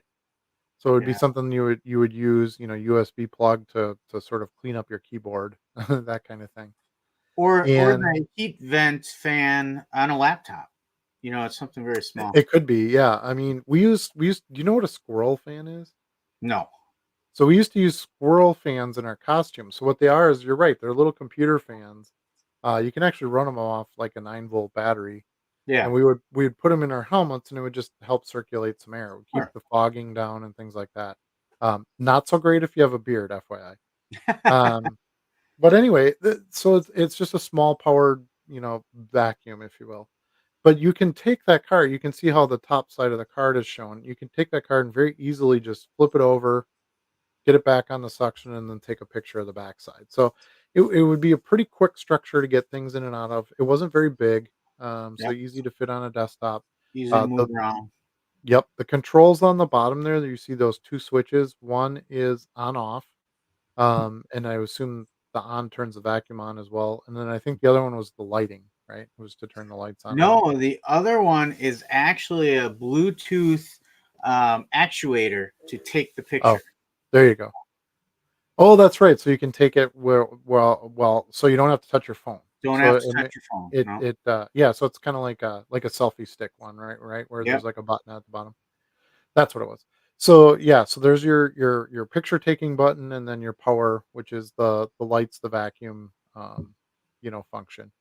I believe it was USB as well, maybe. I guess we didn't really get to see how it was plugged into the wall. Um, so we don't really have that information, but we talked to these guys. They seem like they're pretty excited about the product. They were pretty short of where we thought they should be to be at a show. They didn't have anything for sale. Charlie and I are like, I'll take one. They didn't have any for sale. The model you see here that was displayed was pretty rough finished. As a guy who comes from the costuming world, I've seen lots of 3D printed stuff. I've printed 3D stuff, and you have to finish it. When it comes out of the printer, it's not done. If you resin print or something like that, maybe, but um, this was like a PLA print or an Yep. ABS print, which is just a plastic. It's an extruded plastic. So it needs to be sanded, and it needs to have like an acid treatment to it, to smooth it all out. Sand it again. Should be coated. Usually you'd spray a clear coat or something on it. And none of that was done. So it's like, and this is the piece they're showing off at this show was not even really finished. It worked. They did have I can't see it in this photo, but slightly off to the front left, there was a tablet where they could kind of show you, Hmm. the results of the picture. They did have some screenshots of, hey, after you take the picture, this is how we clean it up, and um, refractors look amazing, and I think you're going to get what you need out of it. Really, it's your camera that's that's doing all the work. To be honest with you, it's not really this machine. The Yep. machine is more utility to get your camera um, to engage with the product correctly, I guess is how I'd like to put it. Well, Uh, the way I see it, the value it brings for me is shiny cards, right? That aren't going to yeah, scan off. absolutely. Yeah, We're 100%. already using a phone, correct? But um, what I find time consuming is the getting the light just right, to cropping the cards. And they have software that will do all of that, as well as they're working on their inventory database to do the matching as well. Right. And now the matching is one thing, but what can you do that with that matching? Are you going to be able to list it somewhere? What are they what's that being added to that? Now they asked us what we wanted for pricing, which I thought was pretty interesting. Yeah. And I said, well, it's got to be like 2 cents or less, and he said, well, we're looking at in the cents area, and it would have to be comparable to like a car dealer pro price or whatever, Right. penny a card or something like that. Um, but yeah, I found it really interesting. I like just the machine. I'd even be happy with that, just to get the quality photos. I can do cropping. I can do all that. I can list my cards pretty quick on eBay, just using a phone as it is. So just having something where I had a nice convenient stand, real clean, suction the card right on, so you don't have to worry about it moving around. It's angled perfectly. You got the light just right from the back. Uh, it's a solid setup. So I don't know if they're looking for investors, or they're trying to, trade maybe trademark design, because this wouldn't be that hard to copy if you're a 3D printer person. Right. Um, you could do a 3D scan of this item and probably print it pretty quickly. Um, so I'm not sure like where they're at with that stuff. And they didn't really tell us, nor maybe they couldn't really tell us. I don't know. But this was by far the most intriguing product I thought at the show, for Yeah. what we do. For what we do. Um, Yeah, we talked about, it doesn't replace our scanner, but doing the rotation that we do, one person has this, one person has a scanner. Hmm. You're running through, the base cards through the scanner while I'm doing this with the shiny cards, and then vice versa. Yep. So I think for us, plan wise, it's perfect. Now Yeah, he did quote us a price, and he said it would be $200. But they didn't have any for sale, so I'm taking that with a grain of salt because that could yeah, all change. It could end up being $59, if they get the right investor and they just want to get if they realize the real value is in the listing software, the scan prices. Maybe they'll sell the machines really cheap. Like there's a lot of products that are like that, right? Um, so we'll have to see kind of where this goes. I'll be following them pretty closely. We did offer to beta test for them. So we're hoping maybe we could get a free machine or, one to use for a while or something like that. We'll see if we're able to because keep they're not on even the taking program. But pre-orders yet. no, They nothing. they said 2025 is kind of when they're targeting a full launch. I didn't even see their website. Like I can't. There's nothing on their website, so it's Yeah. strange, to say the least. They had some like Charlie had there. We had a business card. We've got a direct email to somebody to work with. That's trying to set up sales and things like that. So we'll try to keep in contact with them and see where that could go. But yeah, I really like this machine. I think the idea is great. I think it's outside the box. Somebody's trying to solve the shiny card problem conundrum we have with because literally if we could scan every card, oh my god, you could list a million cards in a month if you Right. were willing to pay for that number of scans. But I did like I had an 800 count box, because I filled 2 monster boxes and then an additional 800 count box.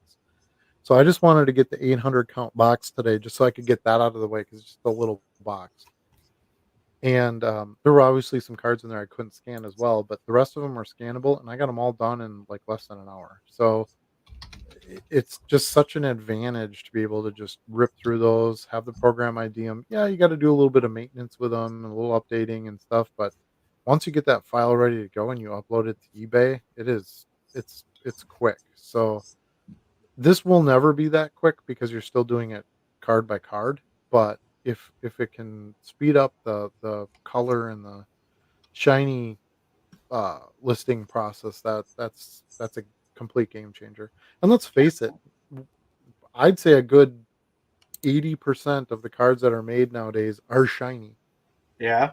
So you have a good portion of the things that you're trying to at least the more premium brands. There's always going to be Bowman paper and Topps paper and that stuff, but if you want to list Prism and Mosaic and thicker cards, right? Like National Treasures and stuff like that, you can't run those through a scanner just due to size.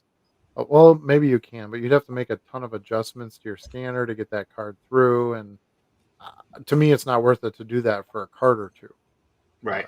a mem card or whatever.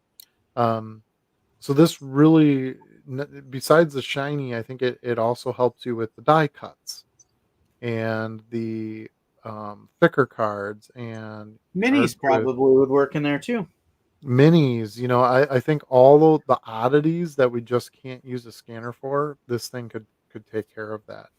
If they have a good AI listing program and they're going to charge a penny or two a card to get it to our platforms, I mean, honestly, that shouldn't be that difficult because all you have to do is have a program that scrapes, the eBay sales by photo, um, and can identify the cards, and then you just need something that creates a CSV file that you can upload to eBay.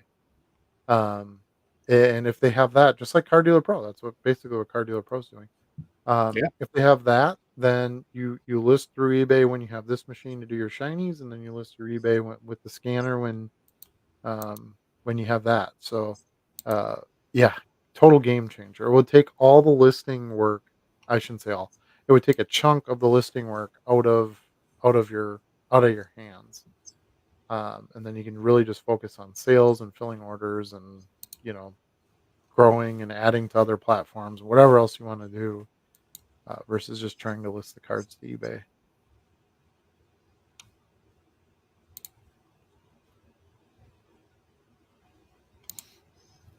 Um, Yep. I okay, think it's a winner. let's let's take that off the screen. I think we got our picture. Oop, there we go. All right, if you have to flip it, how's it any better than a flatbed scanner? Well, a flatbed scanner can't really do shiny cards. So, because you're not going to get, remember that flatbed scanner has something immediately behind the card that's just hammering that light back. So you're just going to end up with a black box, um, scanning a shiny card. You really need something that suspends the card, has a background behind it, so the camera only focuses on the card, and that's what this would provide. Now, if you have a flatbed scanner that's doing that, I'd like to hear about it because I haven't seen Yeah. results.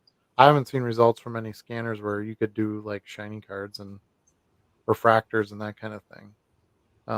That's why nobody uses them for that purpose. Um, but yeah, I also a flatbed scanner isn't cheap. It doesn't have any software for you to list the cards. It's basically just taking a picture. So this will still give you the option to be able to list the cards and, I'm assuming, otherwise what's the point of having software that identifies the photo? If you can't list the card, that doesn't really do you any good. Um, yeah, but I haven't had a ton of experience with flatbed scanners. I haven't done a lot with cards on them, but there's no way so essentially when you're scanning it on a flatbed, it's doing the same thing as the feed scanner is. It's just the scanner is just pushing them through.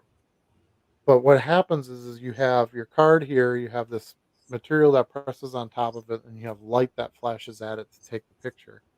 So when you don't have space in there, when there's no light to refract, right? That's why it's called a refractor because it takes light and it throws it back. When you don't have space in there between the camera and that refractor, um, you're not going to get a good quality image of showing off that shine.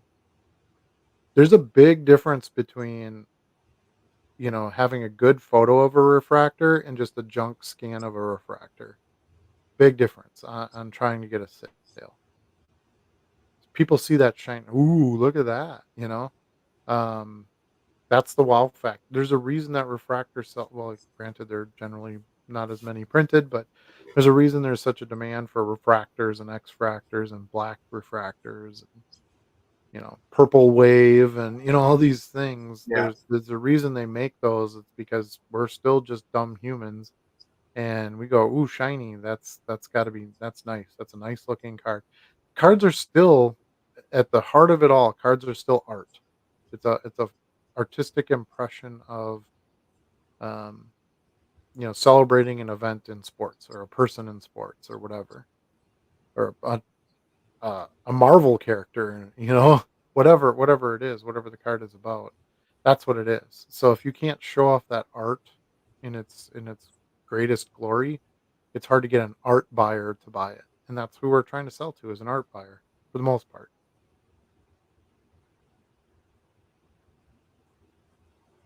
More cards says I leave lid open like CDP recommended and have no issues.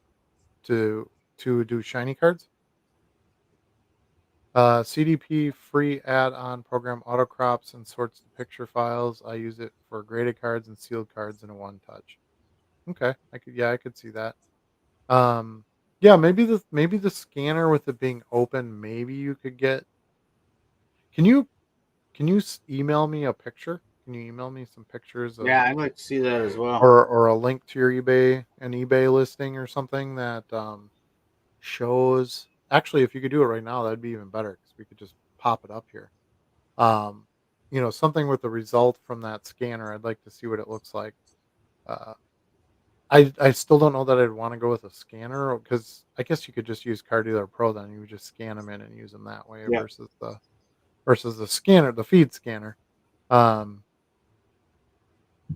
yeah, graded cards sealed in a one touch. Yeah, I could see that working. So, you use the the flatbed versus a feed scanner because if you have it in a plastic or whatever, um, the flatbed would maybe be enough to get through that plastic and have a quality photo. But I just don't think a flatbed would still be able to do a good job on a refractor. So I'd like to see your results. That would be amazing. That would help everybody here because maybe that's the answer. We just get a small flatbed scanner and use that. And with Car Dealer Pro, I don't know, but for now, what I do is I just take a picture with my phone and it works fine. It's not as fast as the feed scanner, but I've been able to work with that okay. But a long term solution needs to be had for doing shiny cards. Don't you think, Charlie? I do. Like we've tried a lot of different things for the shiny cards, and I've tried it's a multi-use printer scanner, but essentially it's a flatbed scanner. And that's what I started with before we got the Ricoh scanner, and I wasn't able to dial it in enough where I was happy with the pictures. So when I saw this, I thought it was a great advancement with what I'm doing with shiny cards right now. Yeah, for sure. Me too. And honestly, I mean, a quality flatbed scanner is probably going to be like $200 anyway. I would imagine, or Yeah, more. So I don't really need the flatbed scanner. I don't have a purpose for that. So this would kind of do that, and it would still allow me to kind of switch them out a little quicker. Um, just reaching in and grabbing it off the vacuum and flipping it over quick, pulling it out, throwing the next one in. I would assume that would still be a speedier process than going in and out of the flatbed. So I'm also interested in the CDP add-ons too that he mentions to automatically crop okay. because I've not seen that. I've not tried that. But you'd only do that if it wasn't the feed scanner because those photos are already done and ready to go. Yeah, but as you know, I sometimes upload photos from my phone into Yeah. Car Dealer Pro as well. I've never had a problem taking photos with my phone. I don't crop them or do anything. I just list them. So as far as that goes, as long as I can get my phone in this photo studio in a good spot and get the picture I think I'm going to get, I don't feel like I need cropping. To be honest with you, but we'll see. I mean, that's part of what they're claiming this thing does too with the software is that it would crop and have it ready to scan. So um, I don't know. But it was an interesting product. It was one of the only things there that really tried to improve what we do. Uh, make things easier and faster and all that. Other than, of course, Colex and Car Dealer Pro was there. They're kind of the only ones that, and I don't think there's another. What's the other one that does card listing in bulk? I can't think of the name of it.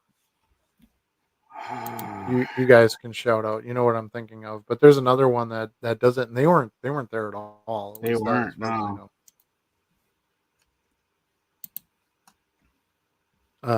So it was good that there was this, even though they didn't seem ready. Chronozio. Is Yeah, that yeah, what it yeah. is? You're right. Chronozo? Yeah, that's the other one. And I didn't see a presence from them at all there. So I don't know. I don't know how seriously they take it or where they stand as a company. I've never used them or anything, but um, yeah. So yeah, so Morecard says he uses an Epson V39. It's $100. Excuse me. Um, is it tiny? I would want it to be tiny. I don't want like a regular full size sheet of paper scanner if I could help it. I would like just like a little photo scanner one. But show us the pictures, man. We need the pictures. We gotta see this thing. That I think maybe you'd be onto something. I don't know. I really need to see the results. If you see the refractor results uh, from this little machine they had, it's pretty solid. Like it's exactly Wow. what I would want it to be. The cropping, all that, I don't really care about that. I just want the quality photo. Um, I can even do the work with the rest of it on my own. But Charlie's right. There's like certain hologram cards where it's like you have to hold it with your hand and flip it and try to do stuff to get anything with it. Got to get the angle just Oh, right. he said he put some links to some eBay item links in the chat. I don't see any item links. Do you in our chat? No. Yeah, we don't see them. Maybe he can't post a link. Oh, your links get you have it Hold blocked. on, hold on. I have yeah. Your links get blocked. That's why. Darn it. Let's see. How about this? Can you send a link to my maybe I could make him a mod. That sounds complicated. Um, yeah, I can delete user, put him in a timeout. Uh, Timeout. I can I know. Hey, in the corner. I can ban them or delete. Yeah, we don't want to do any of those things. So, how about this? What if you email me a link at ptbenz at gmail, and I'll try to pull it up. We'll give you a little bit of time to do that, and I'll see if I can pull it up in my email. And the link to your eBay listing is fine. Hey, we'll promote your eBay store tonight. Um, that's fine. We just really want to take a look at the photo. So sorry your links didn't show up. I didn't know that. I was like, show us a picture, and you're trying, but you wouldn't know that you can't post a link there. They do that. That's kind of a protection for those that the bots that come in and put in bad, junk URL addresses and all that kind of stuff. So, well, let me know if you're still in here. Let me know when you were able to send an email, and I'll go see if I can pull it up. I can check my phone, I guess, too. And I'll put it on the screen. I'll just pull the email up and share the screen. Sold Derek Jeter card. I thought maybe it was your email, but no, it was money in the bank. Who's Derek Jeter? Oh, here's somebody who wants to send me a message. Okay, here's oh boy, let's see. I'll accept his message. He sent it to me in Instagram. So let me just take a look here. Yeah. I gotta accept the email. Or sorry, accept the link. I'm gonna forward it. Let's see, how do I do this? Um, yeah, hold on, I'll put it in Discord too. I saw Average Dave's comment here. He wants to see it on Discord. We'll do that after, but I really want to try to get something on here on the live quick before we do this. Let's see. Lost my train of thought.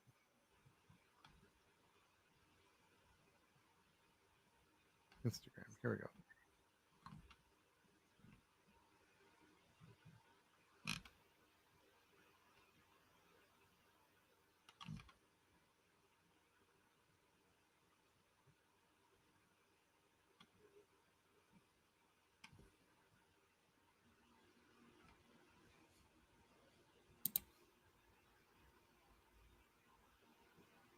Come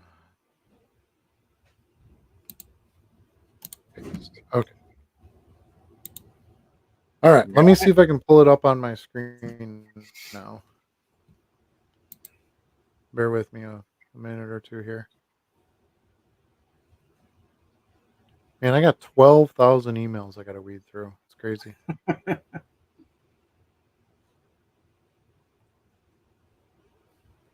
Think I'm going to just go delete them all and be done with it.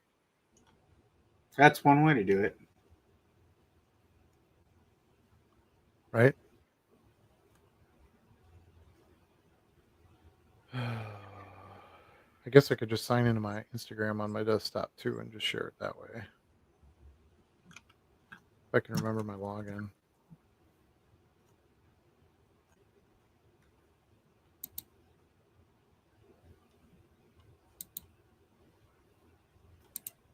Okay, let's go see where private messages are. Messages.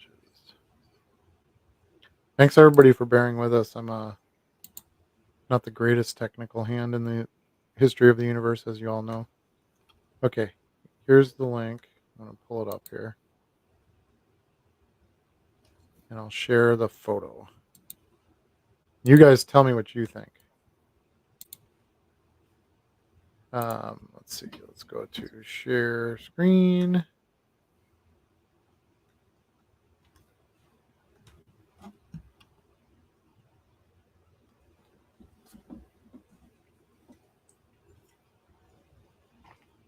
All right. Can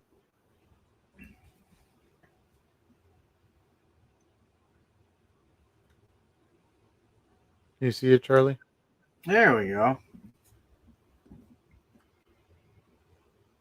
Can you see it? Yep, you can see it.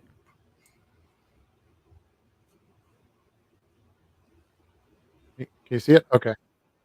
So that's what it looks like. Now, is that a like shiny card? I don't know. It's a Here, let me get foil, off of so this. I think it is.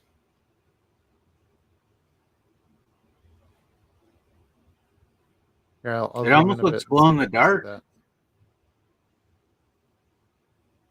Yeah, it's not quite the quality I'm looking for.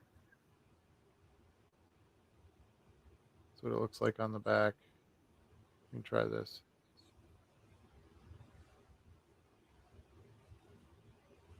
Yeah. What do you think? Um, this one's a tough image because I'm interested in how that looks raw. Um, is it supposed to be kind of that light green color on the borders? At least that's what I see. It might be my eyes, Yeah. or Well, is it? the link for this listing is also added in the Discord now, so y'all can you know, look at it on your own as well. Oh, okay. Yeah, I don't think that's exactly what the card looks like, so I don't know. This photo studio thing, like, do you have a link to a refractor, or is this a refractor? Because it doesn't. I would never. If I was just looking at this as a photo, I would say it's not a refractor. So if it is, it's not pulling off the look.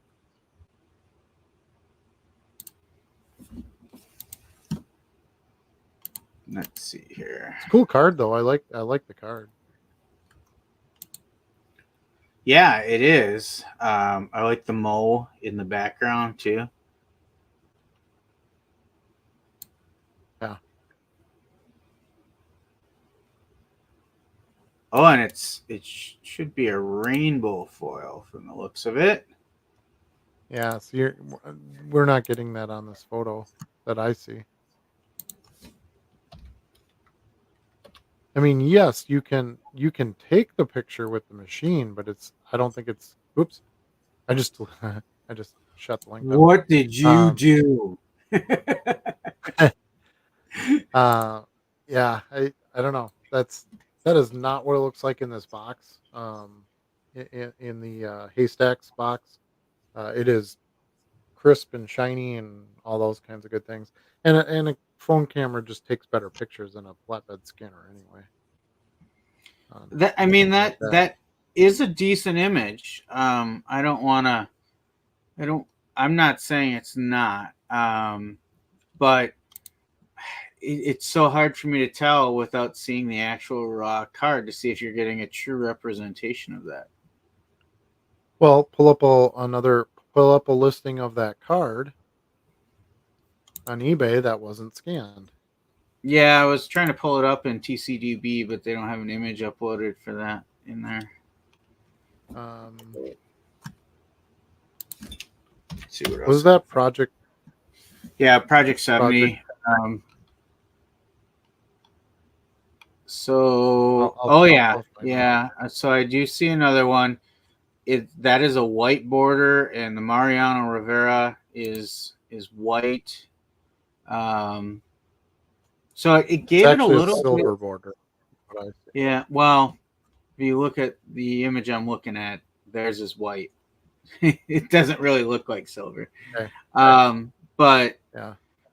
it doesn't have that luminescent glow, which is kind of interesting. Like I'm actually impressed with that luminescent glow. Like I wouldn't have expected that from a scanner either.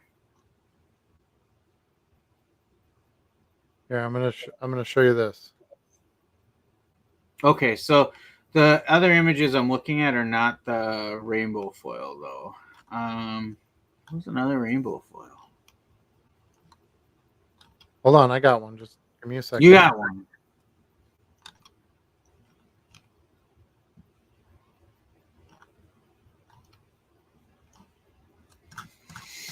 Yeah, there's not a ton of those listed out there, so you got a good card there. There you go. I got one on there. It's numbered out of 70. Yeah. Can you see it? Yep. So big difference between those two photos. Uh, I like this better. You don't. It's So your own preference if you're happy with the way how the scan one looks. the whole thing about what makes a refractor is seeing the rainbow. Um, and I don't see the rainbow in the Yep. scanned image. Yep. Correct. But No, it is a good image. It's that might be just fine.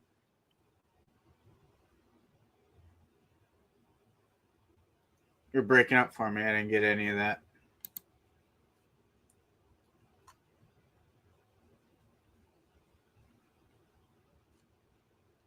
I'm sorry. You were breaking up on me. I didn't hear anything you said there. Oh, yeah. I think that might be okay to use just for Chrome cards though. If you Yeah, don't need the maybe. refractor showing, maybe it would work for that. But yeah, rainbow foil, any of that, I just don't think a scanner does it. This little photo machine does such an amazing job. Stuff like this. As soon as you add refractor to it, you need that light in between. That is what activates what's going on here. And you Yeah. just can't get that with anything where it's tied down. You don't get the light shining off of it. It just doesn't work that way. Picked up some Purdy's today. Of course you did. Yep. I feel like you pick up Purdy's every day. I wish. I never see his stuff. Purdy Illusion. I never see his stuff. It's always everybody's hoarding all the good stuff. I hardly bought any Mahomes, any Jordan Love. I found a few. I didn't see a ton of Joe Burrow in value boxes. Burrow. Burrow and his Eminem haircut. Yeah. There was a bunch of those types of players that just seemed. I didn't see a ton of Brady. Just that stuff's just being hoarded, I guess. Or it just never hits value boxes, and they're just Yeah, trying I to was get gonna say full it's in the price higher for price everything. boxes. Well, I went through plenty of dollar boxes and $2 boxes and $5 boxes, and I still very rarely saw any of those players. So, and I'm just speaking for football. Obviously, I hardly saw any Jordan. Um, I had that one dealer right where I started off that had a whole box of Jordan. He was holding them for somebody. So I went back on Saturday and I asked, "Hey, did that guy ever pick up those Jordans?" And he did. Otherwise, I was going to take a shot at it. Hardly any Kobe stuff. Yeah. If you get into like the 10 and 15 and $20 boxes, I'm sure there's some Jordan, some Kobe. Yeah. But they're going to be priced at market or above. So if I was buying Jordan, like if it was for me, my PC, that's fine. But there's just not a lot of space in it. So that'd probably be the one thing about the National that is still kind of disappointing. I actually feel like I can get those players more often and at a better value locally at shows. Yeah. You know, Yeah, it so wasn't. I didn't walk away from the National in Cleveland saying, "Oh my gosh, I can't believe the amazing deals that were there."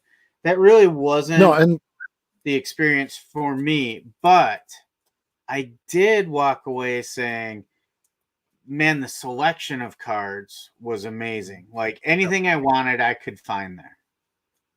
Yeah, and there's definitely some things I got some big hitters on. You know, pretty Yeah, cheap. You might be surprised on some of those ponies. yeah, You know how well they do, but um, yeah, I mean, those dealers are there to make money, so they're and they know cards. It's what they do. yeah, So they're gonna yeah. they're gonna price them ahead of time. They're gonna know where the market sits, and unless it's stuff they're really trying to get rid of, um, you're gonna pay that. My one bargain dealer, man, I must have bought from him 4 or 5 times this weekend. He just always has good stuff. You can't. There's 30, 40 boxes, 5-row boxes. You just can't get through it all in one sitting. So you kind of have to, shop back.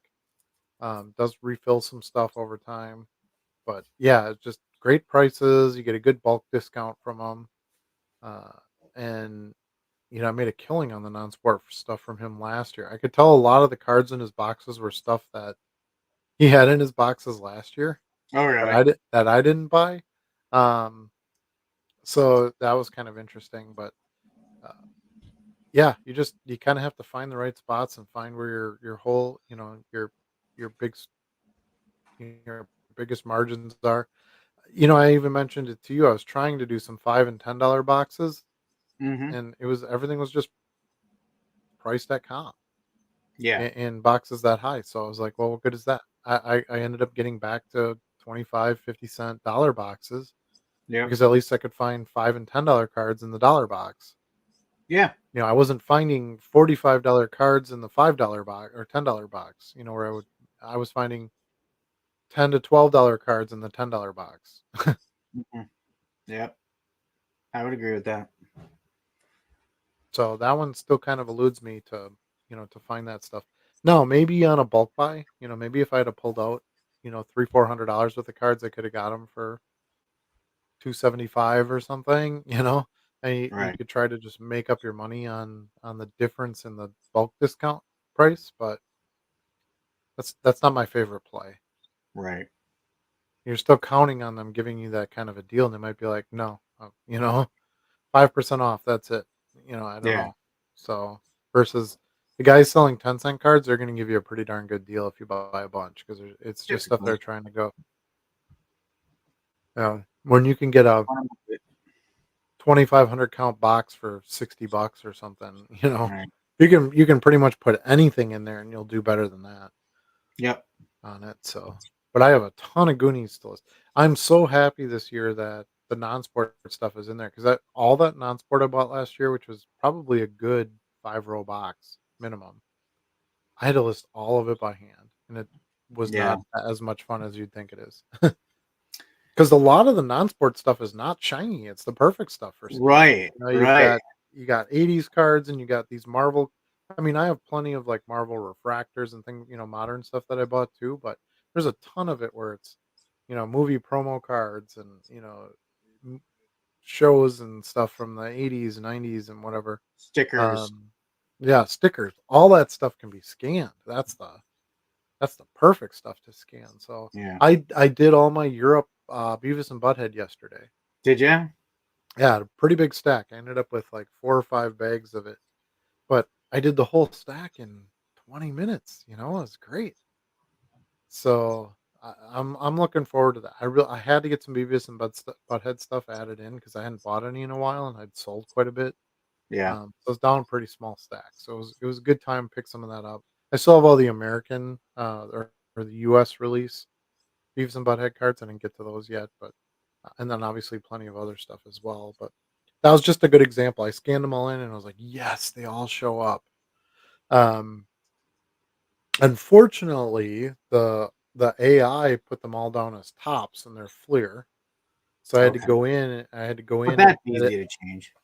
Yeah. So actually, when you when it has like other suggested cards or whatever, when I pulled the drop down box, it literally had the same card but as Fleer underneath of Yeah. it. So I just had to take the drop down box, pick the next one, go to the ready Oh, to list, I go to wouldn't the have next even one, went drop that way. down box. Huh? I would have just went into the overview tab and changed them all at once to tops. How do you do? No, you need to change them to Fleer, Well, either way, but but you it can do them won't. all at once. I But wouldn't do it one by one. it wouldn't change it in the title though, would it? Um, no, I, you would I have to. wanted I don't. I Yeah, wanted I wanted the correct card. So if you go yeah. down to all you have to do is go to the drop down box and just choose the Fleer card and Choose then the click other one. Yeah, ready to list.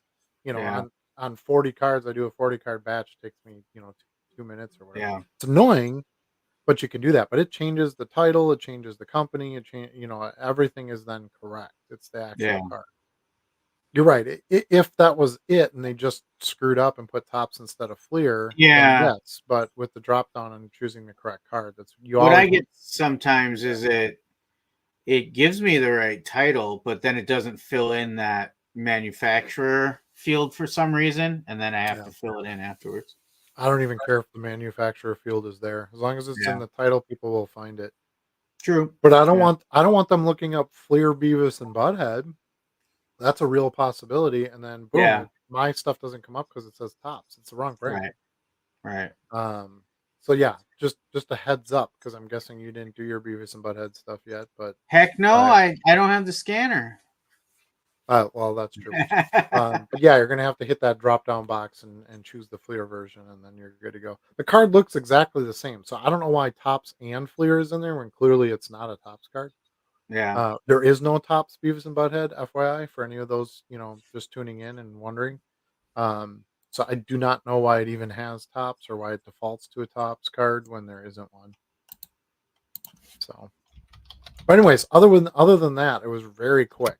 And that's just a super I have that in my pinned fields on Card Dealer Pro. Um, the card search button or the card search field. So I just literally clicked on that and just hit the second one down and took care of it. But yeah, those are those little things. But I'm hoping even some of the promo cards I listed like a pretty good stack of the different sets of promo cards, and it picked a lot of those up. Some of them it pulled up as the base card, and I had to kind of go just manually adjusted it a little bit because the promo card wasn't in the drop down at all. Just add, promo or whatever instead of because sometimes the promo card is an image from a regular card in the set. So when it sees it, it puts in the info for the regular card in the set. So then you just have to, adjust the title and put in promo card or P1 or whatever the different card number is than the base version. But still way quicker than, snapping a photo and doing each one individually and trying to look them up. So, yeah, very excited about that. But I think that's about it. You got anything else you want to add or I any got other nothing takeaways? else. I gotta get to bed. I gotta get back to work in the morning. Yeah, me too. So, with that, I'll So let you go. so Adam, actually, according to Cardboard Connection, the Europe set is by Tops, and the US set is by Fleer. Really? Yes, Because it doesn't say tops on the cards. I noticed that. Yeah, Huh. TCDB has the same thing. They have a top set as well, the purple border top set. Interesting. Oh, well, then Yeah. I guess maybe I have to go back and edit all those now. I don't know. Yep. I always put them when I listed all the other ones. I list them as fair. Wow, no one cared. I sold tons of them. So, oh, Yeah. that's crazy. I wouldn't have thought that. In Yeah. fact, Split manufacturers. That's weird. I have a pack. I'll have to look at that because that should have the manufacturer on it. I would think because it doesn't Yeah. say anything on the card. So yeah, right now I'm on the 94 Fleer Ultra ones, and there's a line in it says a similar set was released in Europe by Tops, has Yep. 132 cards rather than the 150 in the Fleer Ultra. And besides the trademarks, the easiest way to differentiate the top set is its purple borders. Purple borders, right? Yeah. Huh. Crazy. Then I guess Car Dealer Pro is right and I'm wrong. I It never thought happened. I just assumed I just assumed they would be both Fleer, right? I mean that would be Yeah, the yeah, natural. I would have done the same. Yeah, If it said tops on the car, that'd be different. But huh, yeah. crazy, crazy. There's always something to learn. Always. Well, especially with non-sport, there's such oddball Mm. stuff out there. Yeah. Yeah, some of the manufacturers sometimes I even have a hard time understanding like what company is this, you know? Yeah, yeah, So that's where it's nice when you can just scan them in and it just knows what it is and, you know, um, just look it over a little bit and you should be able to list it. So yeah, it right. saving me a ton of time so far. Now I'm gonna Who run make out of scans right away. That's the only downside. who makes the pony cards? Um, that's probably Wizards of the Coast if they're game cards. Otherwise, it's either Hasbro or Yeah, I just see the Hasbro trademark on them. yeah. If it's just trading cards, it should be Hasbro because they have the licensing. Okay, Um, but it might be Wizards of the Coast if it's a playing card game because they host a lot of those licensed games. okay. So yeah, you'll have to look, but it should pull pony cards up. Those are big enough that most of them it should have in that database. Yeah. But there was a big box of promo card or big lot of promo cards I bought a few weeks ago on eBay, and I scanned them in, and it didn't find like any of them. Oh, really? So yeah, this time I'm like, you know what? I'm gonna throw a batch of these promo cards in and see, and it found most of them. So yeah, I feel like there Isn't was an it update. surprising what it does find a lot of times? Yeah, I think all it needs is a one previous listing, and should be able to find it. I suppose. So the Car Dealer Pro had an update today too, by the way. Did it? I was Yeah. just on their page and I didn't see anything in the release notes or the what's new. Well, I was working in it a little bit right before the show actually, and you know how it has that thing that pop out on the screen and it says a new version is available, Yeah, and you just yeah. click the update or whatever, and it refreshes. So I had to do that right before I came on here. So maybe a Okay. couple hours ago. It must have been a minor update on I'm something. sure. I'm sure it Yeah. is. But it's always good to have. It's good to see they're working on the program, on a Yeah. regular basis. That's a plus. I feel like they've gotten some good growth. I know I've gotten quite a few referrals out of it. New people have signed up. Yeah. So just even me and my small channel and my small exposure, um, promo code $box, by the way, 500 free scans. Um, but yeah, it's good to see that they're doing okay because I'd hate for that plug to be pulled out from us, and then Yeah. and we have to use Chronosio and try to figure that one out. And I don't know. I really don't feel like kind of starting that one over. This one works pretty good now. So I am very pleased with these folks. card deal. Oh, you got a sticker? I don't know if I got a sticker. Huh? I Huh? have so many like stacks Surprised you of didn't know that. random. I have so many stacks of like free random stuff from the show. I know, right? But I do have their handy little like card scanning tips card. I thought this was Yeah. pretty cool. Hmm. Um, so it's a card size card. Um, I thought these might actually be good to duplicate, Charlie, to go with our demo if we do a demo at the card show Yeah. to like Not a bad hand out idea. to people. Um, but this site here is kind of an ad for them, like AI card descriptions and multiple marketplaces, blah blah blah. And then on the back it says, what software to use, the scanner type they suggest, our lovely 8170, um, how to use penny sleeves, top loaders, Chrome. Adjust tone to be high brightness and highlight low contrast. It doesn't work, just so you Right. know. Right. It's not Um, quite that easy. yeah, I think it was the only solution they would have if you wanted to use the scanner, but it really doesn't work. Use preview to adjust settings live. Key settings, make sure multi-feed detection's off, turn on entry correction. There's just a bunch of stuff on there. I thought it was pretty cool. And then they had this little handy card for standard envelope rules. Uh, eBay doesn't even hand this crap out at a card show. Like, and it's their freaking rules. Not that it matters because the post office doesn't care, um, but anyway, it's got like the envelope size limits, how what number envelope to use, don't use cardboard mailers, like blah blah blah. It's got some really nice tip stuff. So I made sure I grabbed a couple of those just because I thought those were kind of neat. Yeah. And something to have really to as a reminder. Yep. All right. Anyway, we're gonna try to say goodbye again. We did that a couple times now, but Well, you know what, any Bon fun, Jovi? any part? Never say Yeah, goodbye. yeah. Well, it's funny you bring up Bon Jovi because we always ended our rock band sessions with Bon Jovi.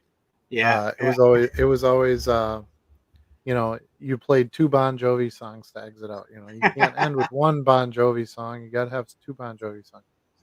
So anyway, with that, any parting thoughts? Are you good to go? Just the normal. Peace Just out. a Take normal. care of each other. And remember, can't sell what you don't list. See you next week.